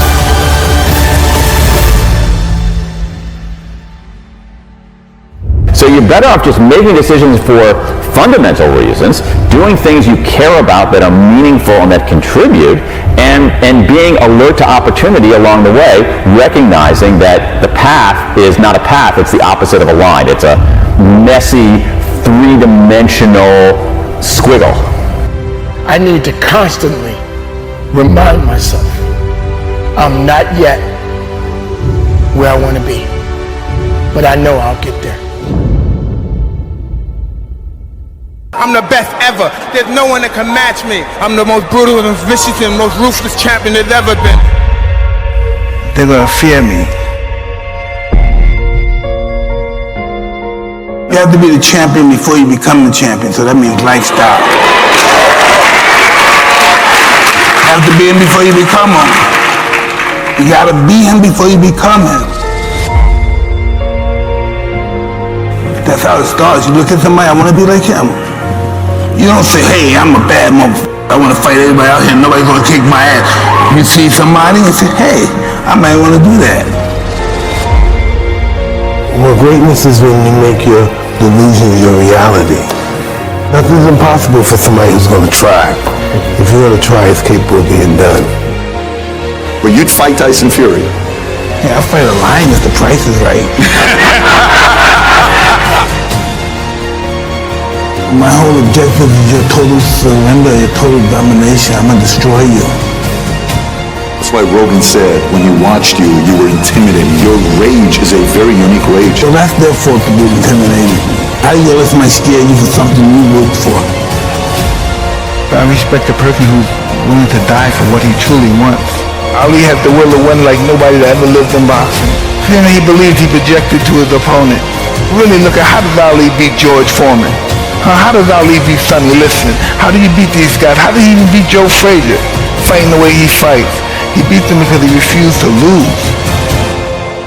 But we have to believe that we're divine and that we learn from our experience, because confidence breeds success and success breeds confidence. They go hand in hand. You have to know who you are first. You know you. I know who I am. People say they're great all the time, you this, you that. Whatever they say, I know who I am. Without self-love, you're nothing. Because self-love is discipline. And discipline is doing what you hate to do, but do it like you love it. I never wanted to be obscure. I was born in obscurity and I never wanted to deal with that again. I'm invincible, I'm a savage, I'm ferocious. I'm the smartest savage. I knew I wasn't going to die before I became champ. When this is over, everybody's going to know my name.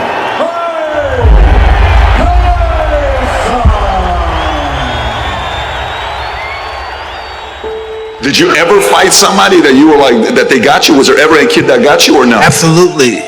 In order to be good, you have to lose it and understand loss. Because loss is life.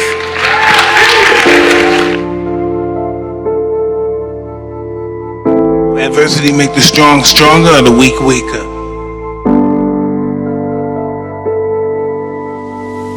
11, 12, 13, what happens next? So Get arrested, and I see Muhammad Ali come and visit the institution that I'm in. You said you're in jail and Ali shows up? I'm 12 years old and Ali comes there and they showed the movie The Greatest first, so this is 77. And after the movie's over, the lights come up and Ali comes in. And I see him, I wow, I want to be just like him. I don't know how it happened, the spirit hit me, boom, I want to be like him. And then I get transferred to this other facility, for real bad kids. I met a gentleman there that was a boxer and he used to teach me how to box. So he took me to a great trainer named Customato, and that's why I'm here. I respected Ali and I worshiped Ali. Yeah, this is the moment I knew I wanted to be a fighter. Unfreaking believable story. So your inspiration happened at 12 years old. Yeah. Then you meet Cus. Yes. How was Cus treating you? What was his way of leading you? It's a degree of just peeling all that dirt and stuff, that insecurity, and developing into character. And that's why I had a wonderful time with him, because everything about his life was about me. And this world is one big school, and we're the students of this world. The mind is always hungry. And the mind wants to do good, but we get so many negative thoughts in our minds, almost overwhelming to be positive. Listen, I've been down and up, broken up, and why am I still here? Because life is going to give everybody a bad hand. No one's going to leave here without being tried in life.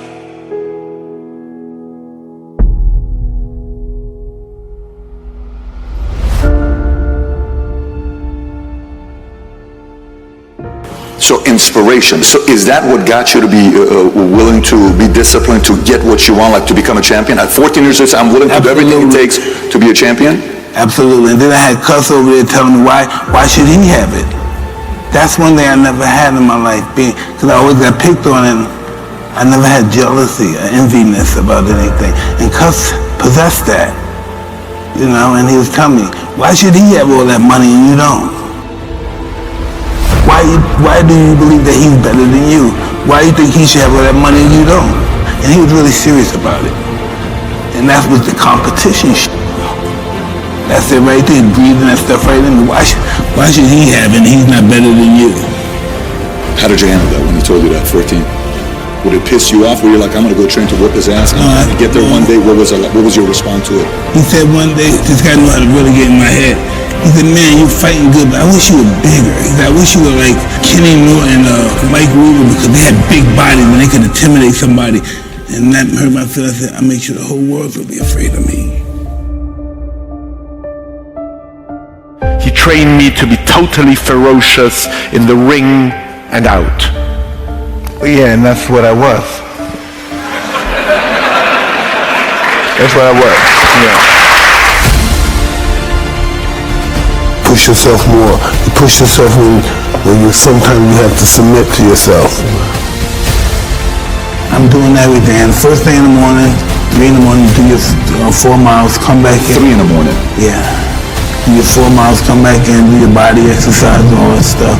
After that, I go out to eat breakfast, go to the school, come back from school, eat my dinner, go back to the gym at 6 o'clock, train, come back at 8 o'clock, watch fights, start all over again. Everybody here is gonna fight for what they love for.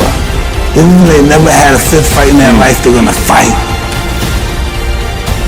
Listen, once I'm involved in something, I wanna know the beginning of it. I wanna know where it came from, how it was started, who's the first guy that invented it.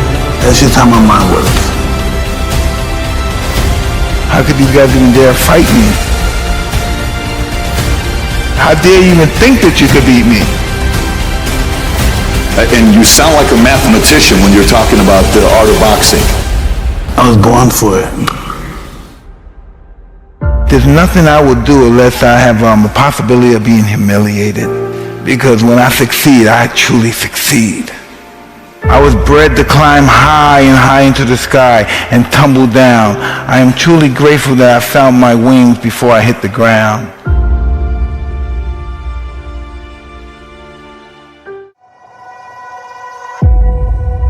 Those of you out there, you lose it and you don't deserve to lose. You put in the work, you worked hard and you lose it. And I need you to do me a favor. This is the year to turn that around. Yes, you were rejected the last time, but go for it again. You were overlooked the last time, but show up again. Why? Because you are not finished. It is not over. You are not done. It is not too late. But what separates a dreamer from a doer? Let me break that down. 3 words: consistent follow through. Imagine a basketball player shooting hoops. How do you know if that shot's gonna go in? How do you know if that person is a shooter? You know how you become a shooter? You know how you knock it down? It's all in the follow through. I know about tough times. They can make you or they can break you. Come on now, come on, bring it. Come on now. Yeah. God not given us a spirit of fear. So I didn't have time to be fearful. I had to replace fearfulness with being fearless and creative and take the initiative to do something else with my life. I am going to make it. This is my comeback story. It takes faith to step into your purpose. It takes faith to step into your destiny. It takes faith to pull away from everything that is familiar, to step into uncharted territory, to become the person you were born to be. It takes faith. So from the start, you must decide that you refuse to remain where you are. Have you ever thought about inspiring somebody else? Have you ever thought about lifting somebody else? We need you to be a light in the midst of darkness. This world has gone crazy. This world needs you to rise up. This world needs your dream. This world needs you to be you. Give as much time and energy to your dream as you do to your fears. That creates the opening for miracles to show up in your life.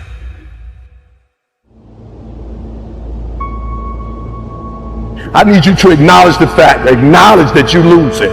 Are you hear me? Acknowledge it, own it. Own up to the fact that I'm losing, E. I'm losing financially, E. I'm losing in my marriage, E. I'm losing with my kids, E. I'm losing. Personal development, I'm losing, E. And I'm tired of losing. I need you to own up to it. I'm losing. I'm a high school dropout, I'm losing. I'm working minimum wage, I'm losing. I'm getting in trouble with the law, I'm losing. My mom ain't talking to me, and in a strained relationship, I'm losing. I'm asking you to control what you can control. You can control going to bed. You can control getting up. You can control being on time. You can control going to class. You can control showing up. You can control doing your homework. You can control your attitude. You can control being nice. You can control doing what you say you're going to do when you say you're going to do it. It's your boy E.T. saying, you want to be a winner and you want to stop losing? Then minimize the errors and make the rest of your life the best of your life. Even when it looks like you're losing, you're winning. Never let uncertainty or doubt be the reason why you quit. Don't underestimate yourself. You do what you can do, and God will do what you can't do. Take the initiative. Learn something new. Throw your net on the other side. Be ambitious. Reach. Ask for help, not because you're weak, but because you want to remain strong. Just make up your mind and expect things to get better for you. You need to walk into your future whole, conditioned, ready to grab the people that believed in you before you made it to the top. Go back and get them, but first you've got to condition yourself. Come on, who am I talking to? I'm talking to that person that's tired of where they are. You have to find a way. You must find a way to get back up. This is not the end for you. You will not quit. Do not take this life for granted. Live every moment knowing you will have no regrets. We are alive and breathing and capable of more than we could ever imagine.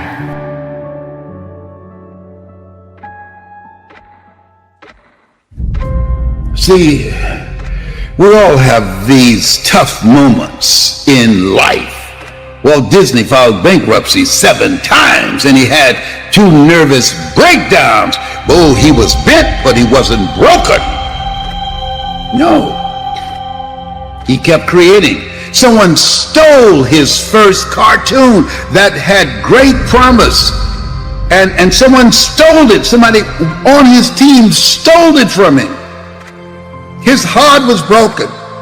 But he didn't stay there, being angry and bitter and talking about it.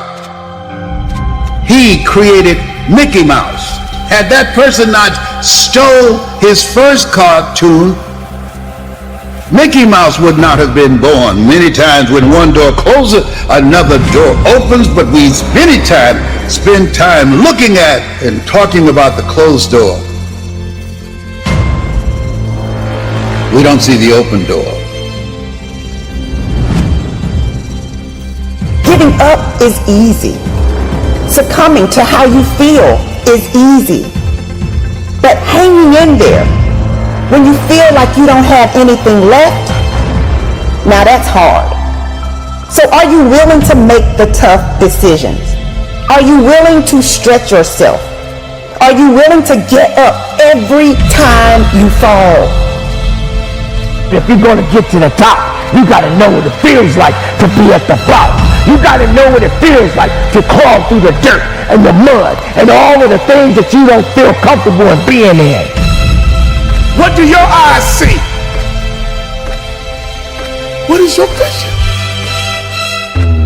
I need you to commit to it. Whatever just went through your mind right now, I need it to be big and I need you to commit. I need you to be big thinking. I need you to commit. I need you to make a plan and I need you to follow through. That is all success requires, is for you to rise up. Without failures or challenges, there could be no success. Then you will get up and you will go up. Miracles happen when you give as much energy to your dreams. A dream of picking up the pieces and starting all over again. The dream of if you get knocked down in life, try and land on your back, because if you can look up, you can get up. A dream that when a doctor looks at you and says you're terminal and you say no, you determine the diagnosis. God determines the prognosis. The dream that this has not come to stay, it has come to pass.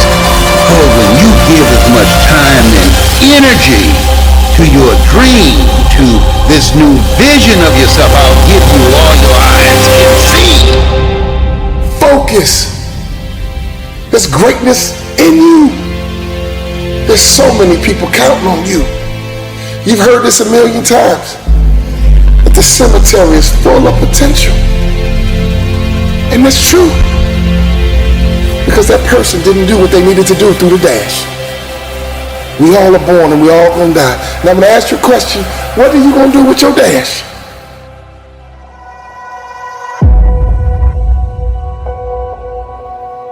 Winning is not about the trophy and the accolades. It's about the grind. It's about the obstacles.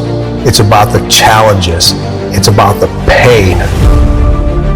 The reason I know so much about winning is because I've had to deal with so much losing. Everybody wants to win, but in order to know how to win, you gotta know how to lose. Because you're gonna lose more than you're gonna win. But what do you gain from it? You've trained some of the greatest of the greats, Michael Jordan, Kobe Bryant, Charles Barkley, Dwayne Wade.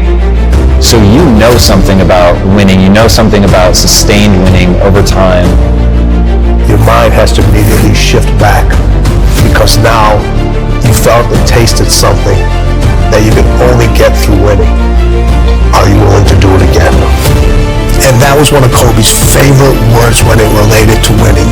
He says you have to be obsessed with whatever your win is. Be all in. The three greatest lessons I learned from Michael: competing, accountability, and then winning at all levels. Winning at all levels, what does that mean? You just don't win in one arena. You win in your sports, you win in business, you win in your personal life. Other people win because you win.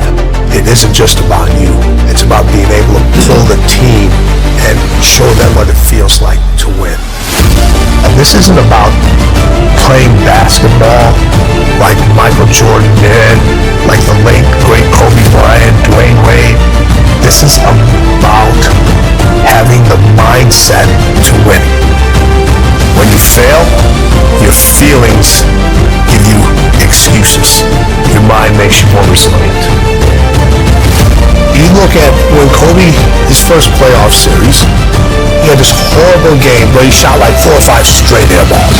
Now, he could have came back next year and said, I got to prove everybody that said, man, you're too young, why'd you take? No, it was just like, you know what? That's on me. I have to own that moment.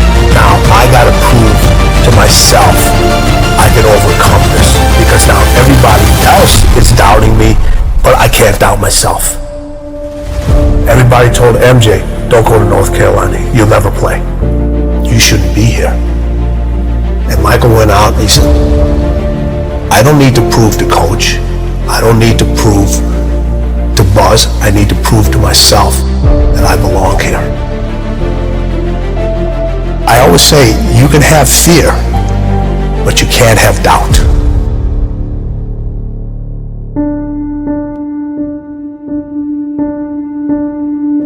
When I was working with my professional athletes, it required me to do a lot of traveling. And this story gets me every time. So when people say it didn't hurt, it still hurts. I was packing for a trip. My daughter walks into the room. She said, Dad, why do you travel so much? I said, sweetheart, this is how I provide for the family. This is how I take care of you and Mom. This is how I put food on the table. She looks at me and says, Daddy, if I eat less, will you stay home more? Now people would think in a fairy tale, or most people would say, I unpacked my suitcase, I'm not going to take this trip, all right, let's go grab some ice cream or let's go out. I kept packing. Why? I had to set an example for her early. of what it meant to win and what you have to leave behind sometimes in order to pursue what's unique to you. And I wanted her to understand this is who I am. And I want to set an example for you. I had a conversation with her later on to tell her why I did all those things. In the middle of the conversation, she stopped me. She goes, I get it. I understand. She saw the results. She saw how it brought us closer together. She understood my dedication to my craft and what it took to excel and what it took to be different and what it took to stand by unpopular decisions, knowing that every successful person that I've met, every successful person that I know had to make those decisions over and over again. There are things that are going to have to take a back seat. You're going to have to leave a lot of things behind.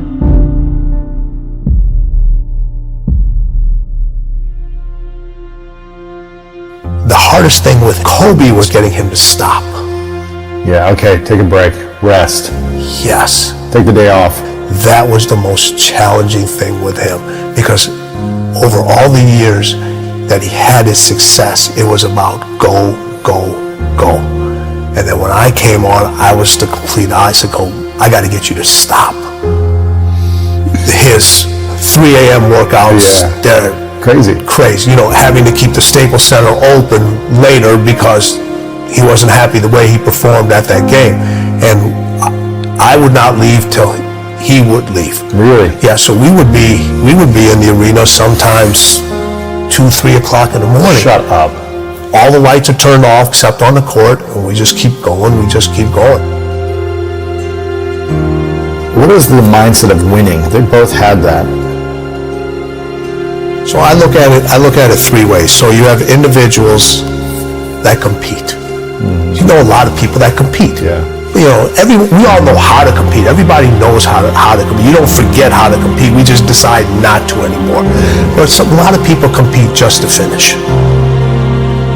Then there's individuals that win, but they only win one time. It's easy to win and then never win again. And then there's people that win at winning. You can't come back the same.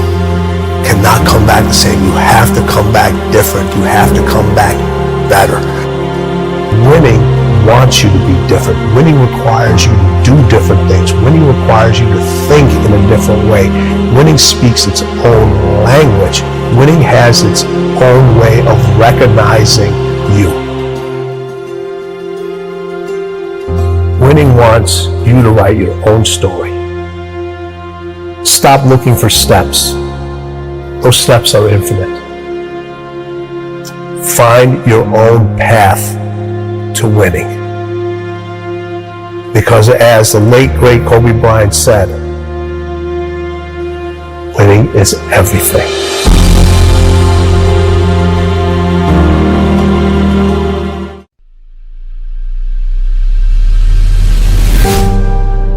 It's going to be a dogfight. I would love to tell you that on the road to success, everything is going to work out. It's not. It's going to be a dogfight. On the road to success, I lost 5 aunts to cancer. It's a dogfight. In the midst of my business, I lost aunts. I had to go to funerals. We had to get on a plane. We had to drive. We had aunts that are close to my age who died, who didn't have insurance. We had to raise money. A dogfight.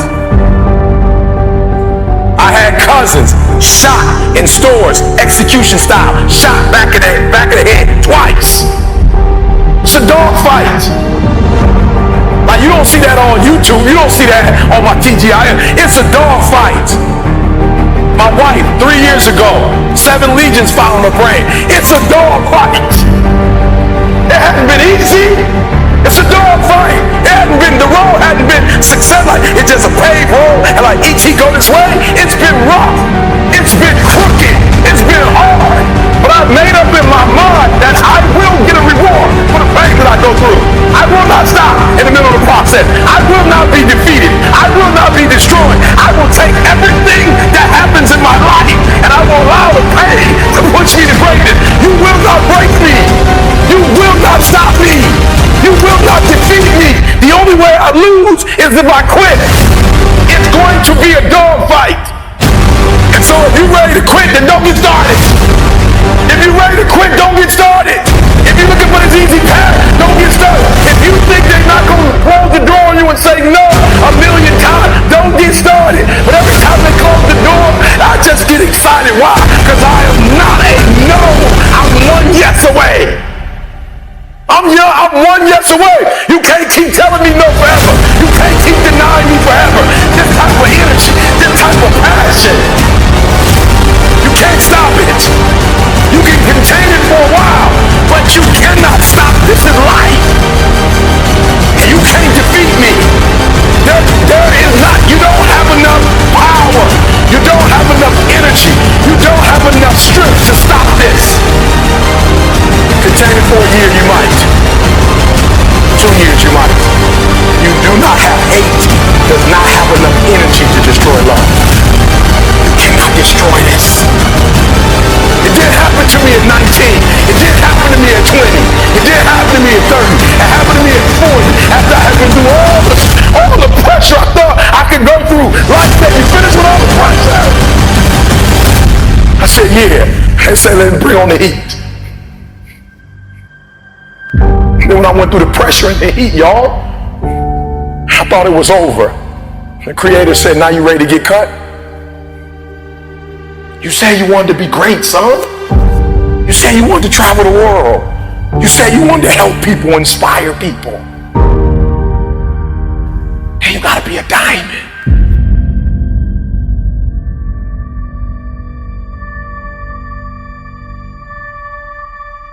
In our armed forces, let's just pick one, the Navy, for instance. The first thing they teach you, somebody over here, help me out. You are in the Navy, right? They're teaching you war, right? What's the first thing they teach you? The first thing they teach you, the very first thing they teach you, is how to respond when you have a jam gun. And number 2, how to carry a dead body. That's the first thing they teach you. They don't teach you how to defend yourself. They don't teach you how to swim. The first thing they teach you is when your gun is jammed. The first thing they teach you is a dead body, how to carry a dead body. And somebody tell me, why would they start you there?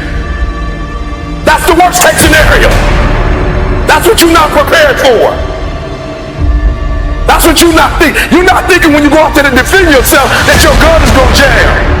You're not thinking when you go out there that your boy gonna get killed and you gotta drag. You're not thinking that. So listen to me. It's not hardships that hurt us.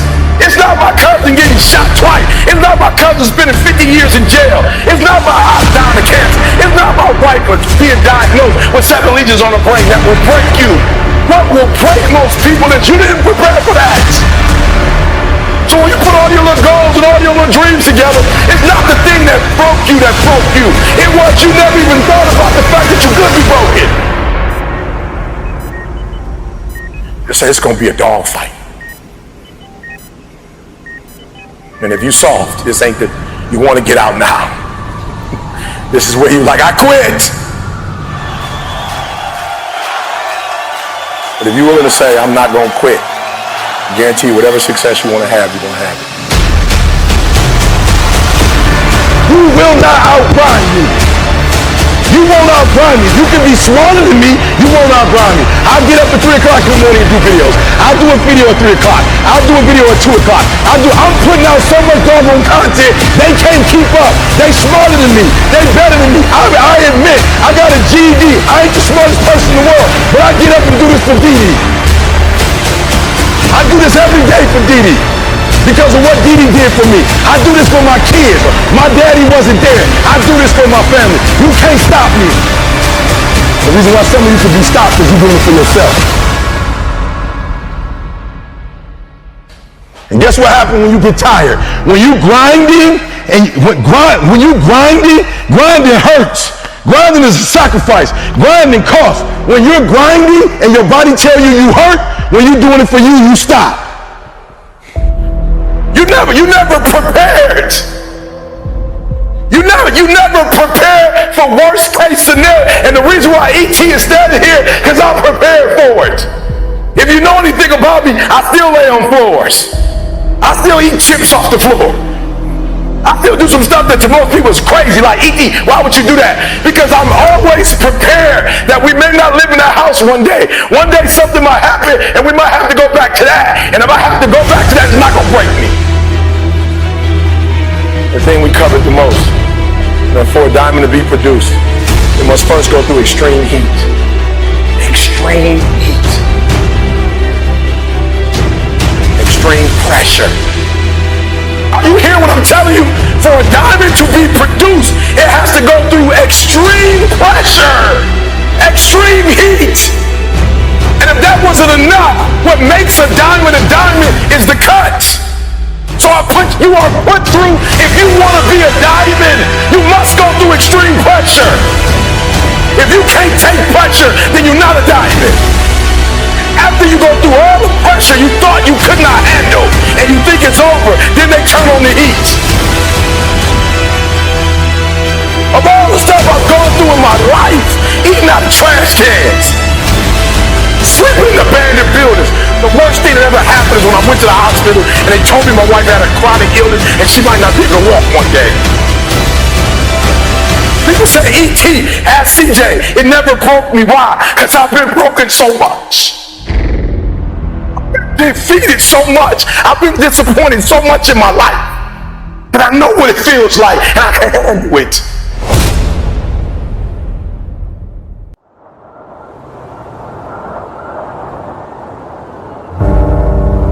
I know it's cold, but are you courageous enough to step into uncharted territory, beating on your craft day and night? I need you to disappear for the next 30 days. What does that look like? 720 hours dedicated to the future. Where focus goes, energy flows. The problem is you put too much energy into Netflix. You put too much energy into distractions. You put too much energy into entertainment. You put too much energy into things that are not feeding your purpose and destiny. Can you walk away from everything? Life has knocked you to the ground. You have survived the greatest traumas of your life. How tired are you of where you are right now? How bad do you want to get to that next level? What are you willing to do? What are you willing to sacrifice? What are you willing to give up? Who are you willing to let go to get where it is that you want to be? See, everybody wants to be successful. Everybody wants to climb mountains. Everybody wants to be praised and celebrated. But nobody wants to sacrifice. Nobody wants to put in the work. Nobody wants to let go of every single distraction. Can you learn how to say no to what's hurting you? No to what's stopping you? No to the people that don't believe in you? The fakes and the phonies and the people that keep saying that they'll support you when you get there, but they leave you when you arrive. Why are you here? And what are you going to do about it?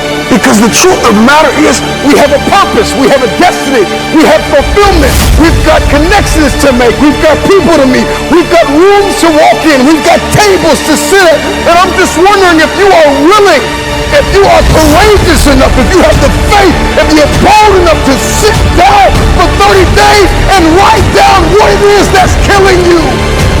Can you walk away from everything for 30 days? Just 1 month, 720 hours. Imagine who you could be in 30 days.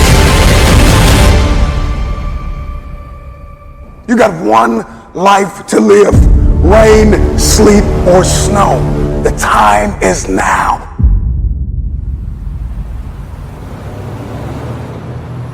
I got 3 words for you. Shut it down. Log out of the social media. Get off the internet. Unplug and evaluate where you are and where you're supposed to be.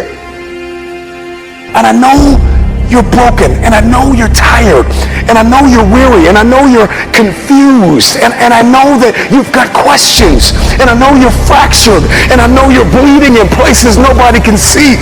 But if you shut it down, you can heal. You're standing at the precipice, the edge of the greatest move in your life, and the time is now like never before to take a leap of faith. It takes faith to jump off of the edge. It takes faith to step into your purpose. It takes faith to step into your destiny. It takes faith to pull away from everything that is familiar, to step into uncharted territory, to become the person you were born to be. It takes faith. Can you disappear for 30 days? The first person that needs to be influenced in your life is you. It's you. You can't lead anybody. You can't go anywhere unless you have awakened yourself on the inside to follow a specific plan. Write it out. I need you to disappear. Life has knocked you to the ground. There are people that have tried to bury you alive, and you survive. Are you bold enough? Are you radical enough in your hunger and your thirst to go after what it is that you believe is yours? Are you crazy enough? Are you courageous enough to disappear for 30 days? Come back and shock the world. Can you suffer now that you live the rest of your life a champion?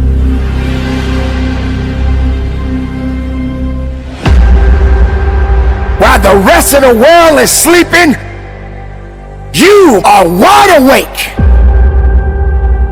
And you are on the attack for your success. It doesn't start with them and they. It starts with me. So I'm just wondering when you're gonna make it personal. Are you really prepared to grind it out? Everybody wants public authority, but nobody wants private discipline. When your habits change behind the scenes, when your private life begins to shift, when you put aside the things that are not serving you. If it's going to be personal, make it personal. Don't just be great in public, be great in private. Success doesn't always have to be loud. Sometimes it's necessary to be quiet and just move. Are you really prepared to do what you need to do to get what you want out of your life? You gotta live. You have to breathe. You have to eat this purpose. Every single day, you are either losing ground or gaining ground. You are not going to win anything until you understand what struggle means. You can never quit. But you gotta work hard in silence. You gotta work when nobody's watching. You gotta sacrifice behind the scenes. When you take it personal, your private life changes. Success is a process. The process comes before success. The struggle comes before the process. Everybody wants to contribute to destiny, but nobody wants to be committed to destiny. What kind of work are you putting in behind the scenes? What can you conquer in the dark? How personal is your purpose? This is what we call grinding in silence.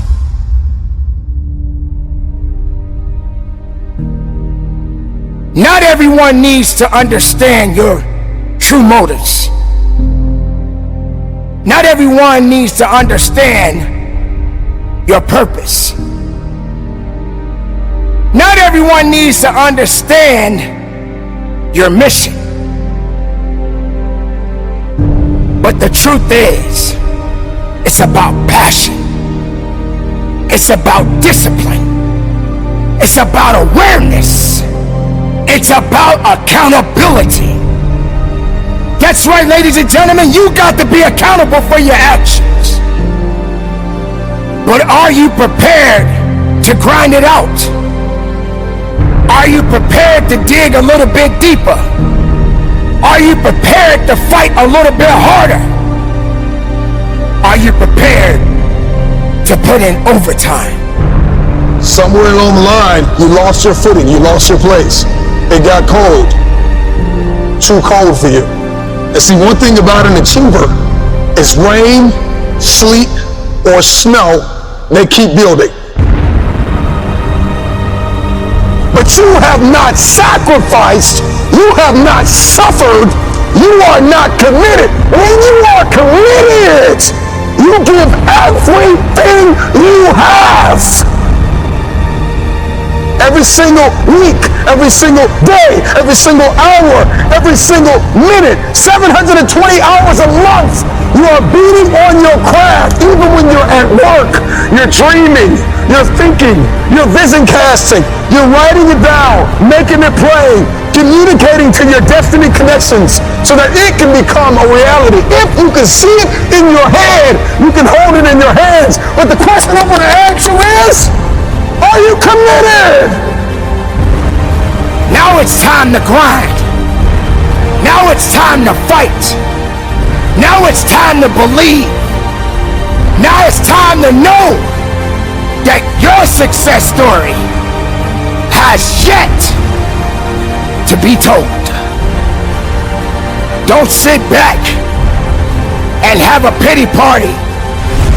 Don't sit back and wait for an opportunity to happen.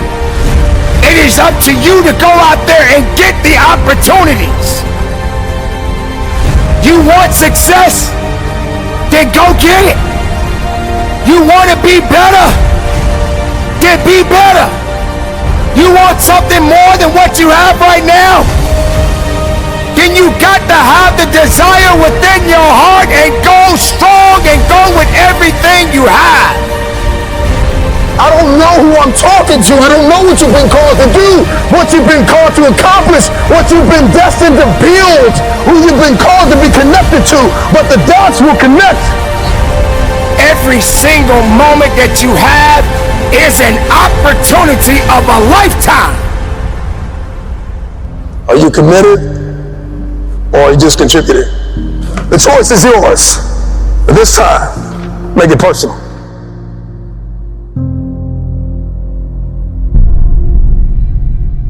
Hear my voice. Know that you do have some work to do. The work that you do will determine the outcome in the end. But do it in silence. The ones that need to be a part of your development, they will always be there. And the ones that doubted you, I'm talking about the naysayers, just simply say, shh, be quiet, because you have nothing to do with my success. You gotta give 110% and get it to a point where all you got to say is, shh. You don't have nothing to do with my success.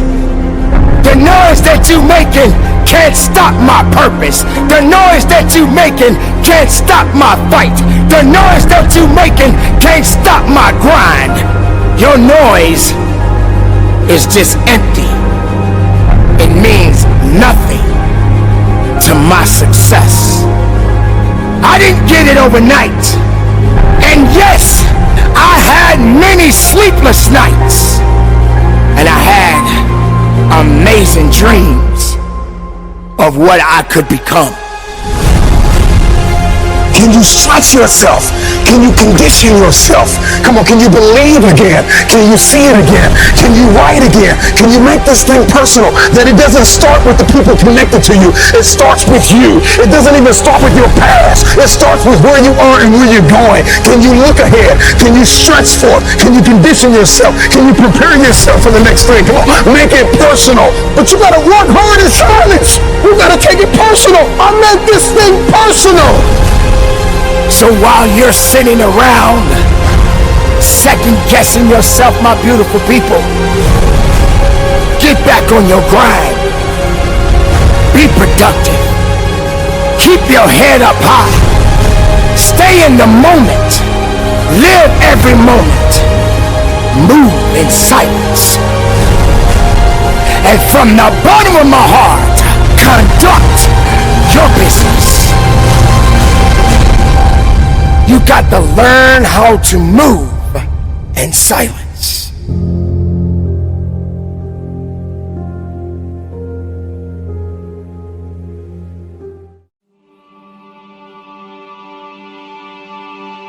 You may be average, you may be ordinary, but you have the opportunity every single day to make extraordinary decisions. And what you do today will determine your future. The future is very expensive. The currency to get to the future, the bridge that we build, it is built on your daily decisions, your habits, your programming, the way that you think, the way that you talk, the way that you walk. Blood, sweat, tears, sacrifice, people that you have to let go, sleep that you have to lose, multiple jobs that you have to work, hours on end of study, beating on your craft every single day. It's not easy, but it's worth it. There are going to be nights you're going to cry yourself to sleep. There are going to be times you're going to want to throw in the towel. But if you keep going, your future self will thank you. If you can hear your future self talking to you now, the future you would say thank you for not giving up. Thank you for not throwing in the towel. Thank you for not allowing the despair and the anguish and the anger and the bitterness and the jealousy and the ego to eat away at your progress and your perseverance and your ability to travail and endure.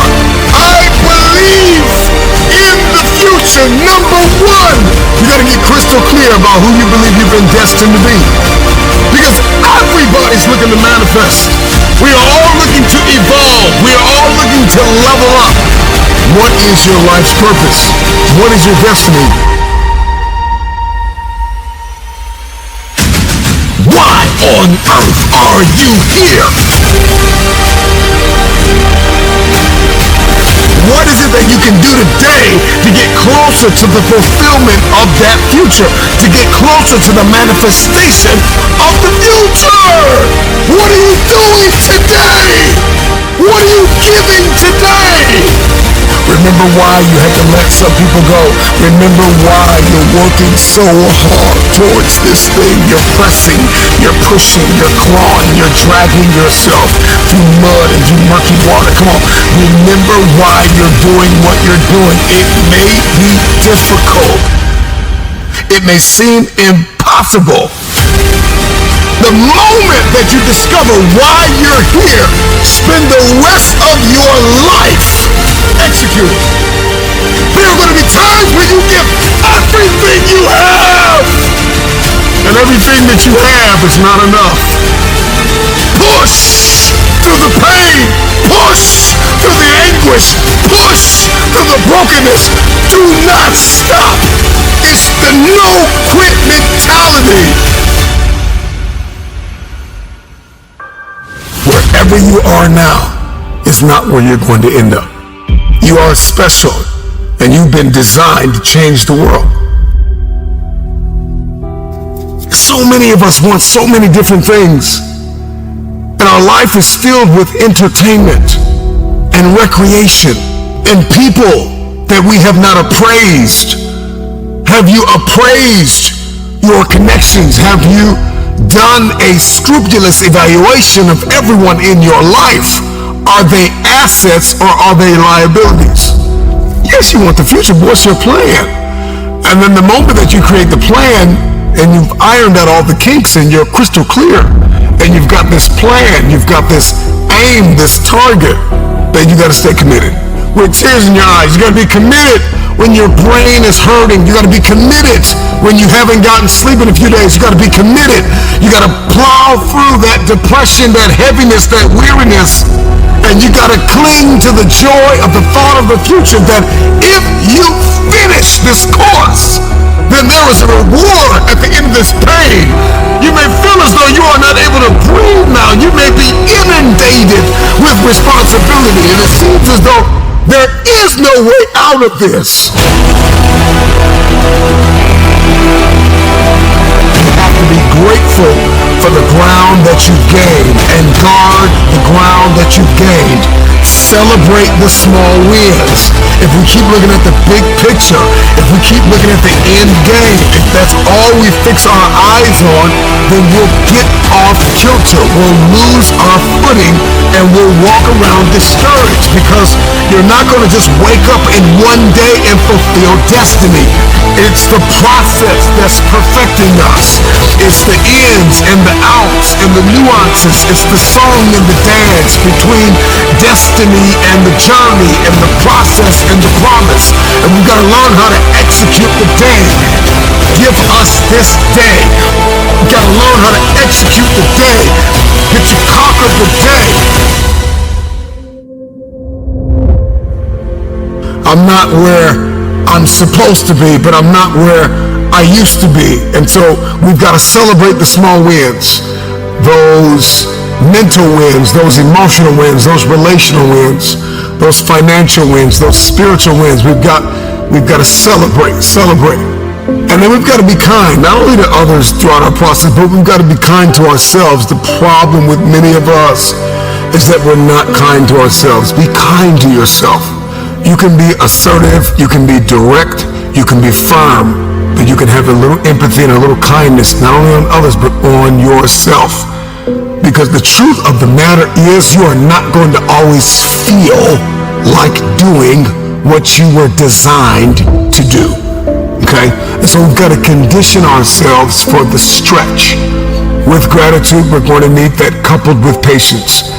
The future takes time to manifest. The future takes time because you are beautifully equipped to get the results you are currently getting, and there are some bigger results that you are after. And in order to get those results, in order to manifest that very specific future, you're going to have to acquire a different set of skills, a different work mentality. It's going to require you to become a different version of yourself. Elevation is all over you. Okay, next you got to seize the opportunity.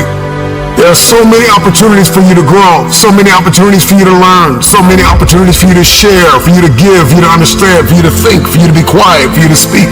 And you've got to know when to do, what to do, why to do. This is the paradigm of the future.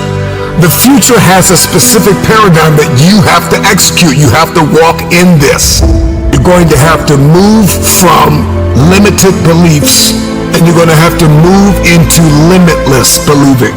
You have to know your boundaries, establish your guardrails. You got to know your weaknesses and your strengths. Do not stop. It's the no quit mentality.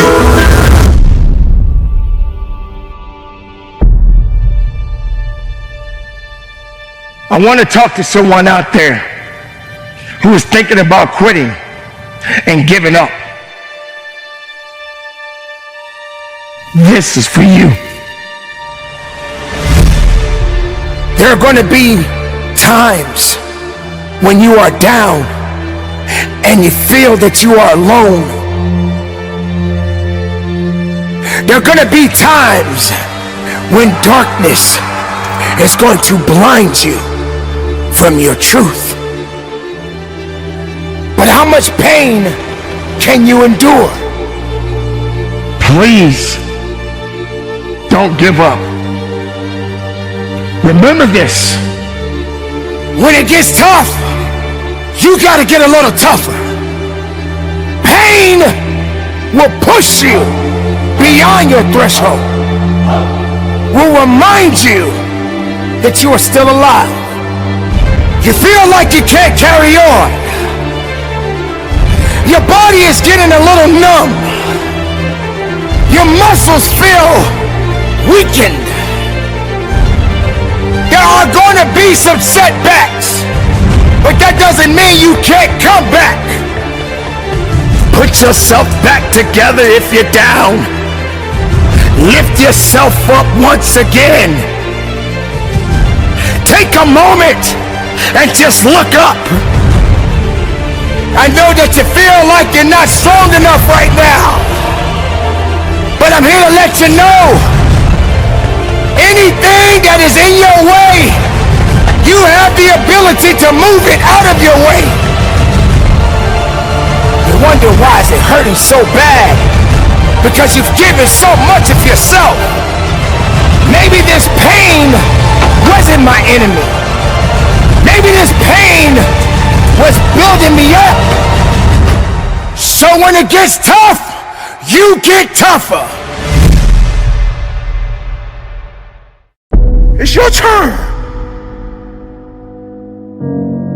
You shouldn't feel guilty. It's your turn. It's your time.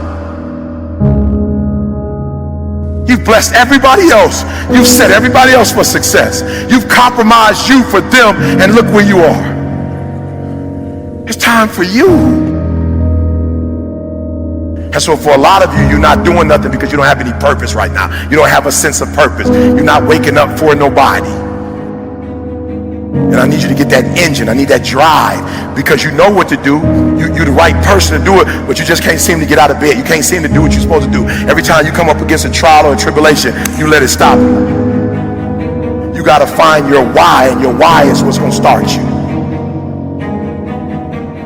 And the problem with some of you in this room, you don't have no drive. You ain't got nothing pushing you. You ain't got no reason for waking up in the morning. You ain't got no reason for pushing past that pain. You have no reason. You better find one before you get out of here today.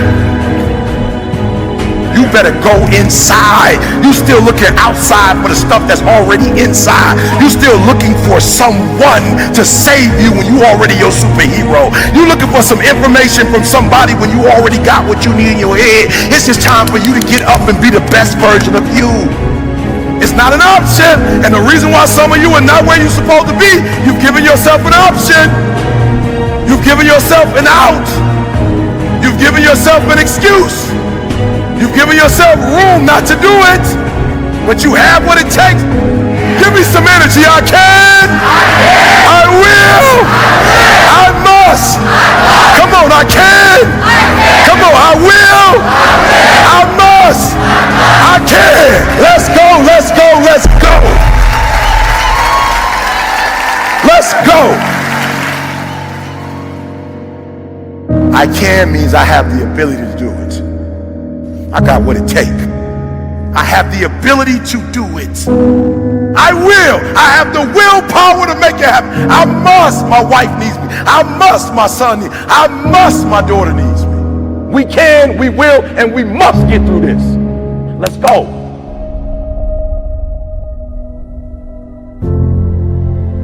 I want to ask you a question, seriously. This is going to be hard because some of you young and you like still worried about what people think about you, so you don't want to be honest in front of people. I want you to think about what level you on. Are you giving 90, 80, 70? Listen to what I'm saying for a minute. I gave everything I got. I have no more to give. Like, I really put 120 into this. So raise your hand if you're giving 120. Like, I ain't got no more to give, E.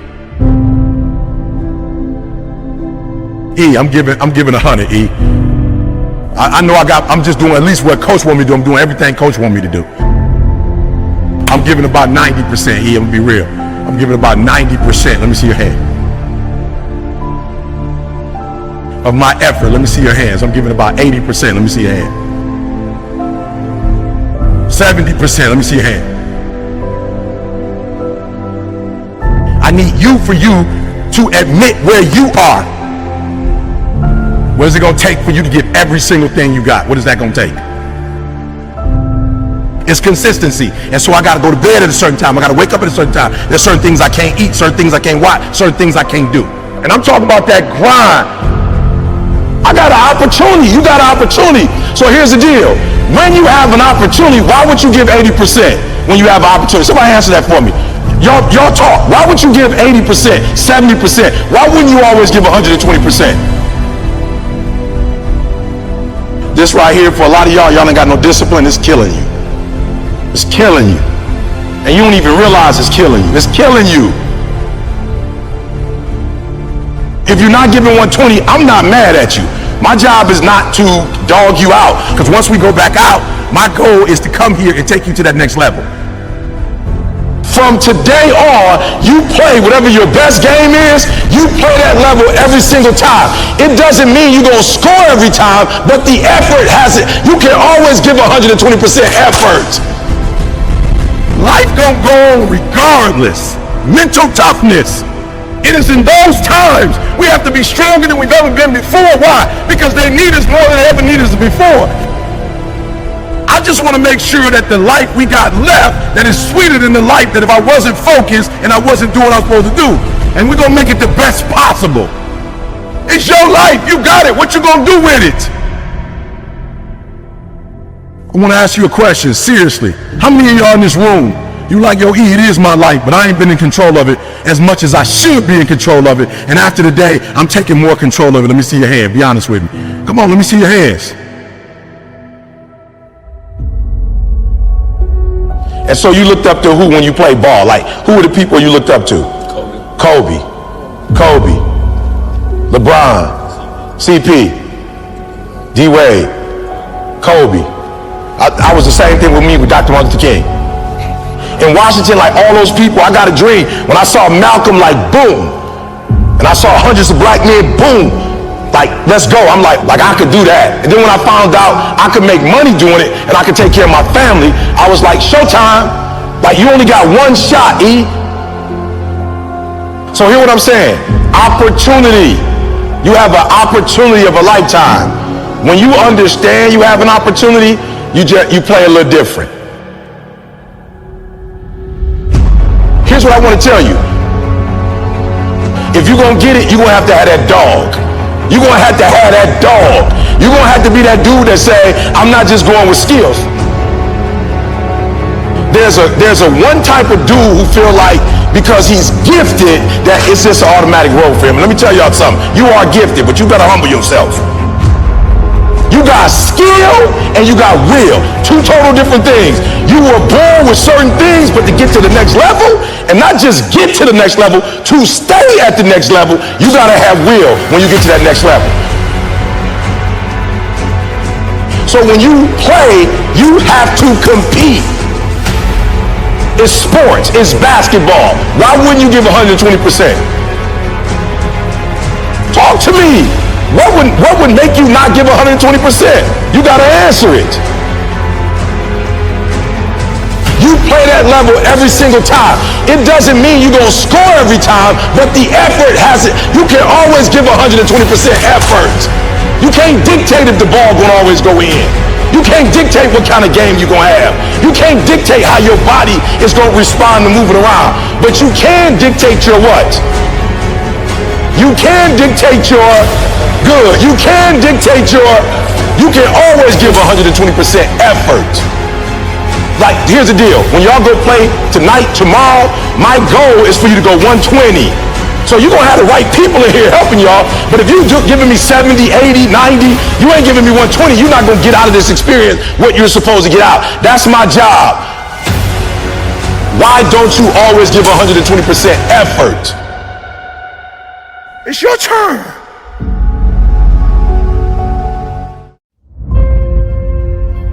I know the feeling. No, this not that fake lion, tigers, and bears motivation. This that growing up in the slums, watching your mom nod on the couch as you go to school. We want more. We want more out of this life. And if you're not willing to give that to us, we're going to take it. To have an underdog mentality, like everybody's already counted you out, like everybody's already told you you don't have what it takes, you don't measure up, that what you started you will not finish. Claw your way into your future. Fight for your goal. Give it everything you have because you have nothing to lose. life's gonna hit you in your mouth and you gotta do me a huge favor. Your why has to be greater than that knocked out. And I love it. Buster Douglas got knocked out. Nobody ever got knocked out by Mike Tyson and ever got back up. It was almost a 10 count. He was stumbling. They were 4, 3, 2, 1, and ding, ding, ding, saved by the bell. He goes to his corner. The whole world is like, yep, that's it. Once he comes back out, that's it. Mike's gonna just hammer him. And exactly that. Mike Tyson came out like, I got him. I got this kid up against the rope. Listen to me, many of you right now, life's got you up against the rope. You can't give up. You can't give in. Listen to me, if it was easy, everybody would do it. And if life's got you backed up, I need you to do what Buster Douglas did. Buster Douglas starts fighting back. Uppercut by Douglas, and down goes Tyson. The world was shocked.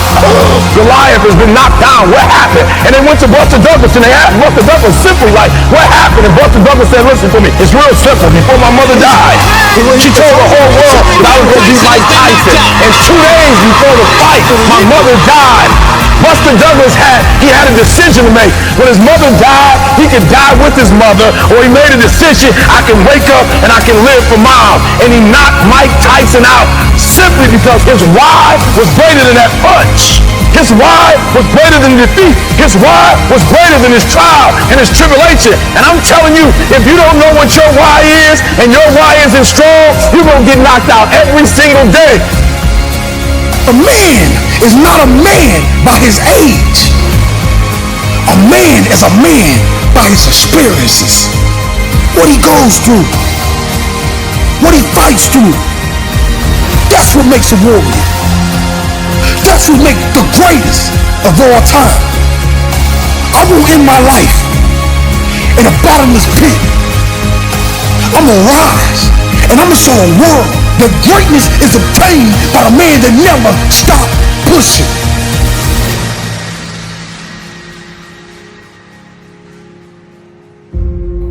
I believe and I stand on it to this day.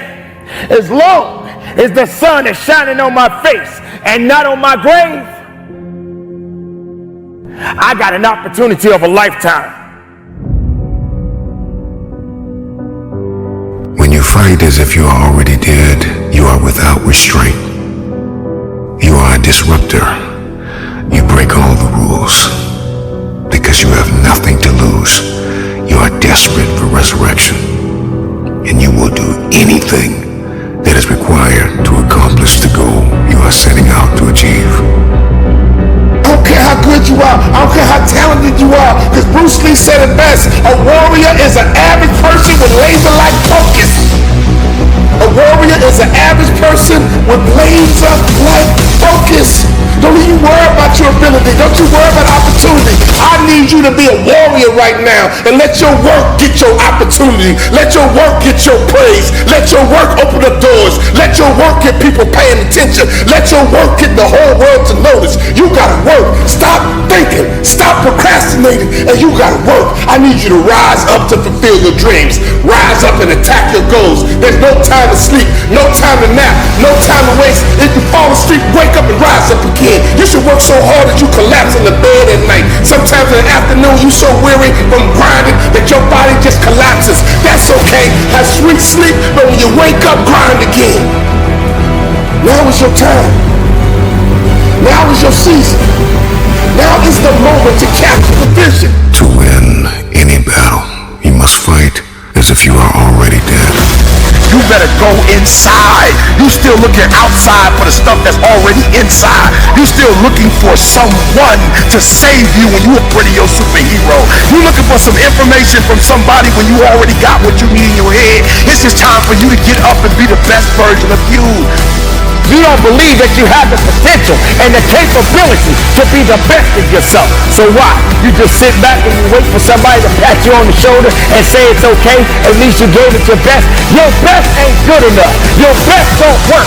You need to go beyond your best. You need to go beyond the level. You need to let the world know that you exist. You need to let the world know that you made different. You're built different. You're stronger. You're more passionate. You believe in yourself. When the rest of the world shuts you down, you woke up the next day and you said, I got this. I do this. I breathe this. I am this. You can't stop me. Here's what success is all about. You need these three things. Are you ready? You need skill set, mindset, and opportunity. You need to rise up and understand what success is all about. Skill set, work on your skill. Mindset, work on your mentality, baby, and your opportunity will come.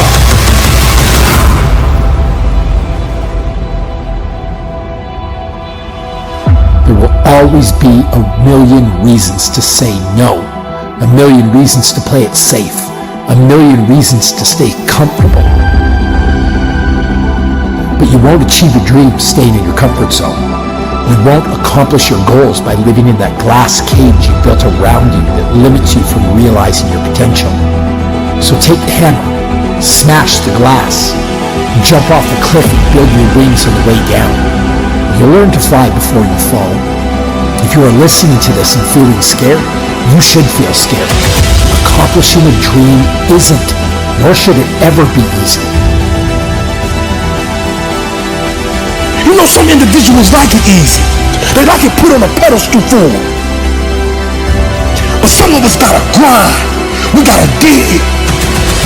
We gotta make it happen for ourselves. You see, no, we never did it for the money. We did it to stop the blood. We did it to stop the pain. We did it to turn the showers into sunshine. We won't stop until our family no longer struggles. We won't stop until we're number one. This will not be easy, but in the end, you will win. And you know why I'm so passionate? Because the rest of the world don't understand my passion. You know, the world don't want my passion. They think my passion is too much. I'm going to give you a little bit more. You know why? Because passion is what makes me who I am today. What are you? And what are you prepared to do? Are you prepared to fight? Are you prepared to bleed? Are you prepared to work? It's not an option. And the reason why some of you are not where you're supposed to be, you've given yourself an option. You've given yourself an out. You've given yourself an excuse. You've given yourself room not to do it. I'm not speaking no more to entertain. I'm not speaking to help people. I'm speaking so my girl never have to go back to work again. I'm speaking so that the MS don't kill her. I got a different drive. I got a different why. I got to make this $1.8 million so my girl can quit for the rest of her life. I'm taking all gigs. Let's go, let's go, let's go. And the problem with some of you in this room, you don't have no drive. You ain't got nothing pushing you. You ain't got no reason for waking up in the morning. You ain't got no reason for pushing past that pain. You have no reason. You better find one before you get out of here today.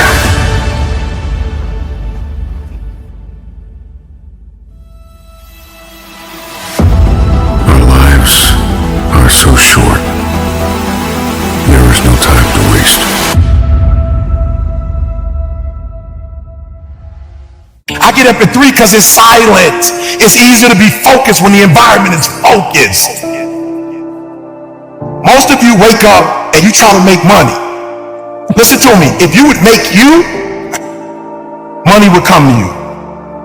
Okay, you missed that whole thing I just said. If you would make you a better person, you'd make more money. Now, watch what I do.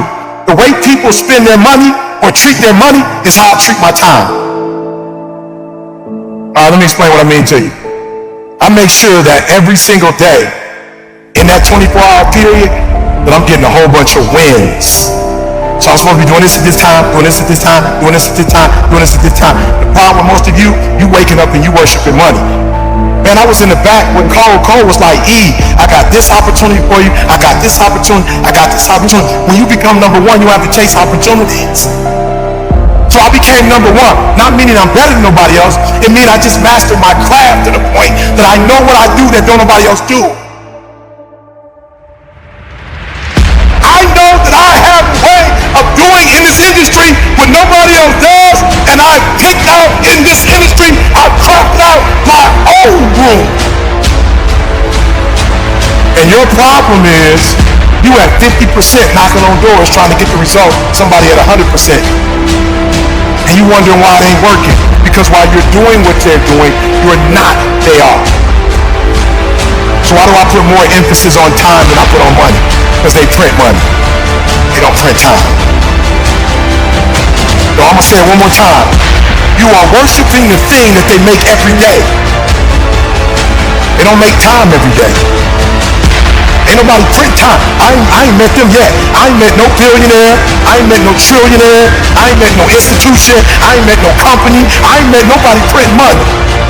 So why are you spending more time on the thing they print every day than the thing, you know why? Because you're not developed and you following other people. When you understand that the real thing is time and you ain't got a lot of it, you start focusing on your time, and when you get your time right, money will come.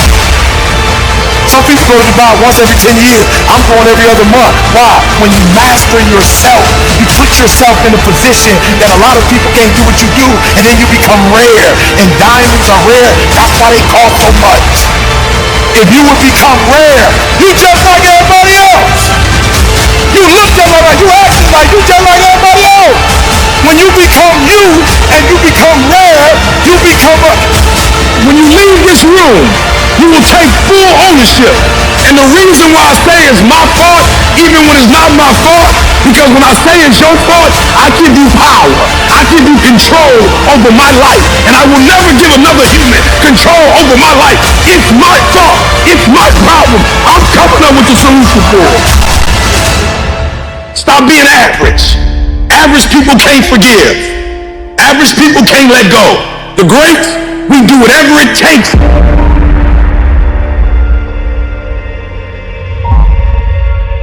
Those who have a why can bear almost any how. How did I become number one in the world? Found out my wife had multiple sclerosis. They told my wife, listen to me, y'all. My wife's so beast mode. They told my wife she had MS. She's like, bet. Then they told her she had to quit her job. And tear came out of her. The doctor said, you don't have insurance? She said, yeah, I got insurance. She's looking at her like, why are you crying if you got insurance? My wife's identity is in her waking up and working every day. She went to school to be a registered nurse.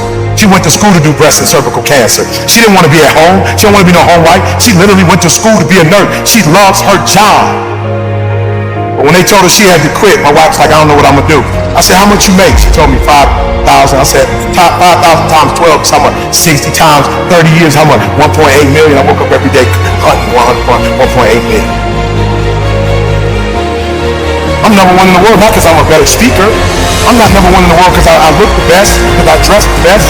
I'm not number one because my enunciation is the best, because I use the best words, because I got the best sentence structure, because I come from the best background. I became number one because I woke up and I hunted down the 1.8 mil so my wife would never have to work again. If you waking up every day and you want a Rolls Royce, you ain't about to beat me. If you waking up for a Bentley, you ain't about to beat me. If you waking up for a gold chain, you ain't about to beat me. If you woke up for a Rolls, you ain't about to beat me because you're going after material stuff. I'm going after my food. I'm going after my baby. I'm going after my high school sweetheart.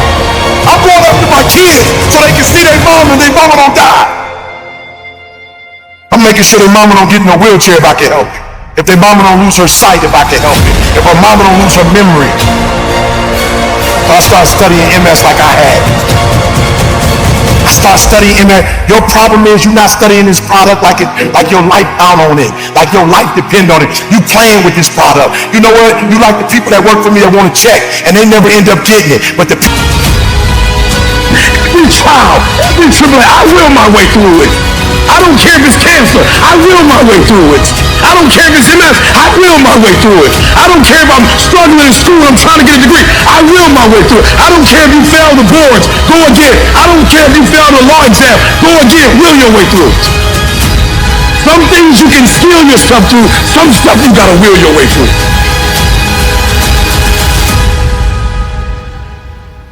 Without a vision, there's no direction. Without direction, there's no progress. Reason why you struggling getting up because you don't have nothing to get up for.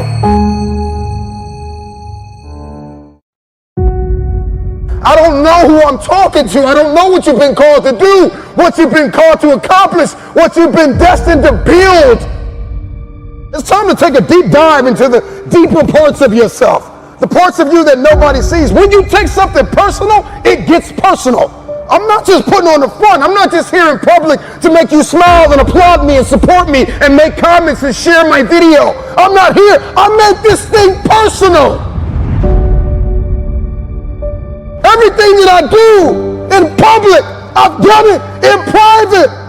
So I'm just asking you, don't just scream on a stage or be connected to millionaires or strive to be a CEO or an investor or a politician or an athlete or a musician or a singer. I'm just wondering, can you conquer in the dark?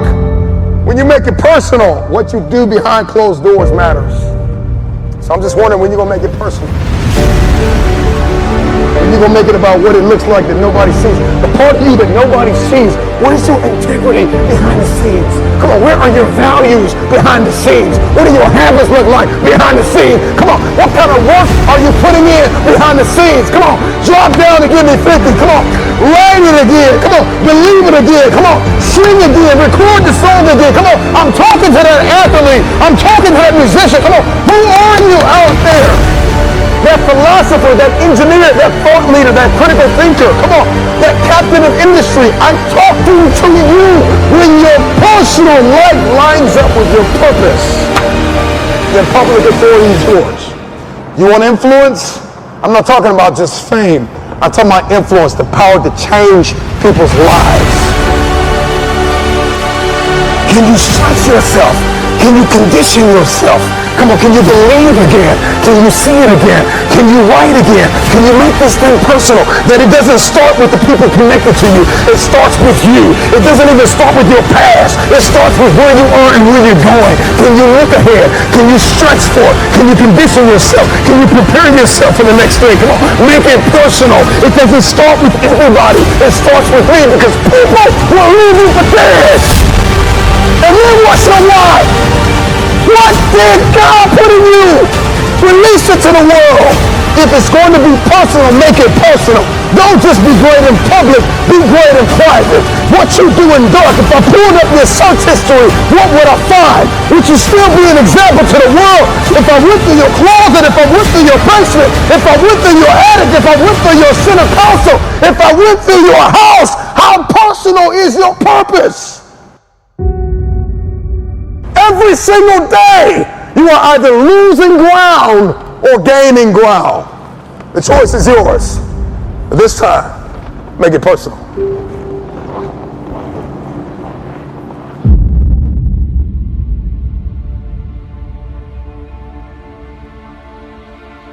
If you're going to do it, if you're going to accomplish it, if you're going to achieve it, even if you're confused and it's cold and it looks crazy, and you're going to need to know the difference between contribution and commitment.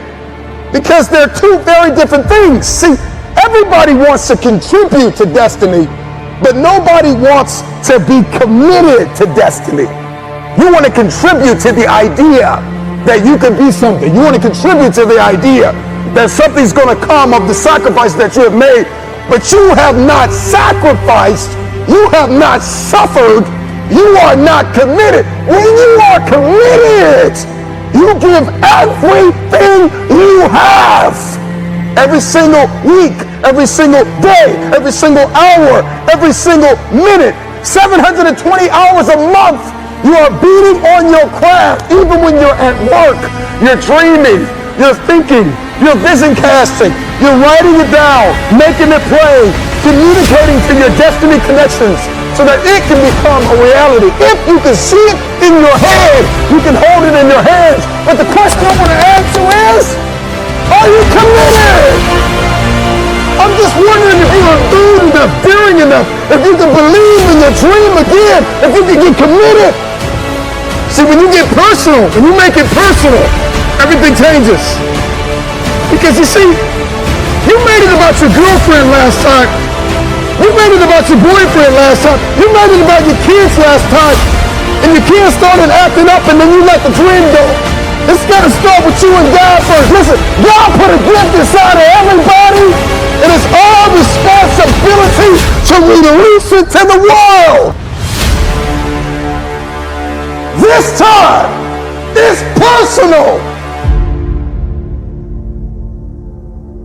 So do it for your loved ones. Do it for your wife. Do it for your husband. Do it for your children. Do it for generations to come. Come on, after you're dead and gone, what will they say about what you did? Yes, there's so many people depending on you, but it's got to start with you and the man upstairs. What he put in you, make it personal. Everything in my life breathes and eats this purpose that I have. I gotta make it personal. It starts with me. When it starts with me, it ends with me. I don't know where you are in your game of life. You may be in your third quarter. You may be in your fourth quarter. Come on, you're not gonna live forever, not in this world. Come on. You may be in your first quarter, your second half, and this time it's got to be personal. See, last time you were just running through the plays. Last time you were just running the songs that you rehearsed in rehearsal. Last time you were just going through the motions and you got numb. Come on, and you got tired and weary, and now you're broken and bitter and angry because you lost. And I'm just wondering if you're courageous enough, bold enough, if you have enough faith, come on, if you have enough inside of you, resilience, to come back to the scene and make it personal. It's rain, sleet, or snow, keep building. And so this time it's got to be personal. And you may not feel qualified. You may not feel like you are educated enough. You may not feel like you're connected enough. You may not think that enough people are aware of you, cognizant of you, because you don't have a blue check and you're not a celebrity yet. But you got to work hard in silence. You gotta work when nobody's watching. You gotta sacrifice behind the scenes. You gotta take it personal. When you take it personal, your private life changes. Everybody wants public authority, but nobody wants private discipline. When your habits change behind the scenes, when your private life begins to shift, when you put aside the things that are not serving you, if you can make it personal, it's personal. It doesn't start with them and they. It starts with me. It starts with me. So make it personal. Let yourself go. Fall free into it. Step into it. You are worthy. You are an unrepeatable miracle, and there is none like you in all the earth. There will never be another you. Your DNA, your fingerprint. Come on. Your gait, your presence, your authenticity. Come on. You're special. You're special and you're necessary.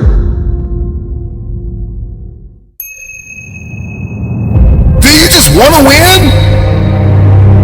Or are you absolutely committed? Because when you are committed, when you have made the decision that I am going to win, it's no longer a want, it is a must. And when something becomes a must, when you become obsessed with what you've been called to do, you will sacrifice. People that are committed are willing to make the sacrifices. And so ask yourself the question, have you sacrificed everything? Are you paying the price? You gotta pay the price for what you want. Everything in your future comes at a cost. I am acquainted with loss, pain, lack, and famine. I wanna win now. Because winning has everything to do with your mentality. It has everything to do with how you talk, how you walk, how you think, how you overcome. Winning is not just a crown or a trophy. It is the process. It is who I am becoming. And that is how we win. If you're going to hit your goal, and if you're going to punch through your targets, you have got to see differently. You have got to think differently. You are going to have to connect differently. You're going to have to communicate differently. One day, I just decided I'm going to raise my standards. Make a decision. Raise your expectations. You got to go to the next level. There's always another level. You've been in this place of misery long enough. It's time to win. There is no other option. Winning is a non-negotiable. It's what I do. And all of a sudden, wham, no longer is it just what you do. It is who you have become. Because there are some people that win, and then there are winners. There are people who win, there are people who lose, and there are people who are winners. This ain't just something I do, it is who I have become. I am a winner.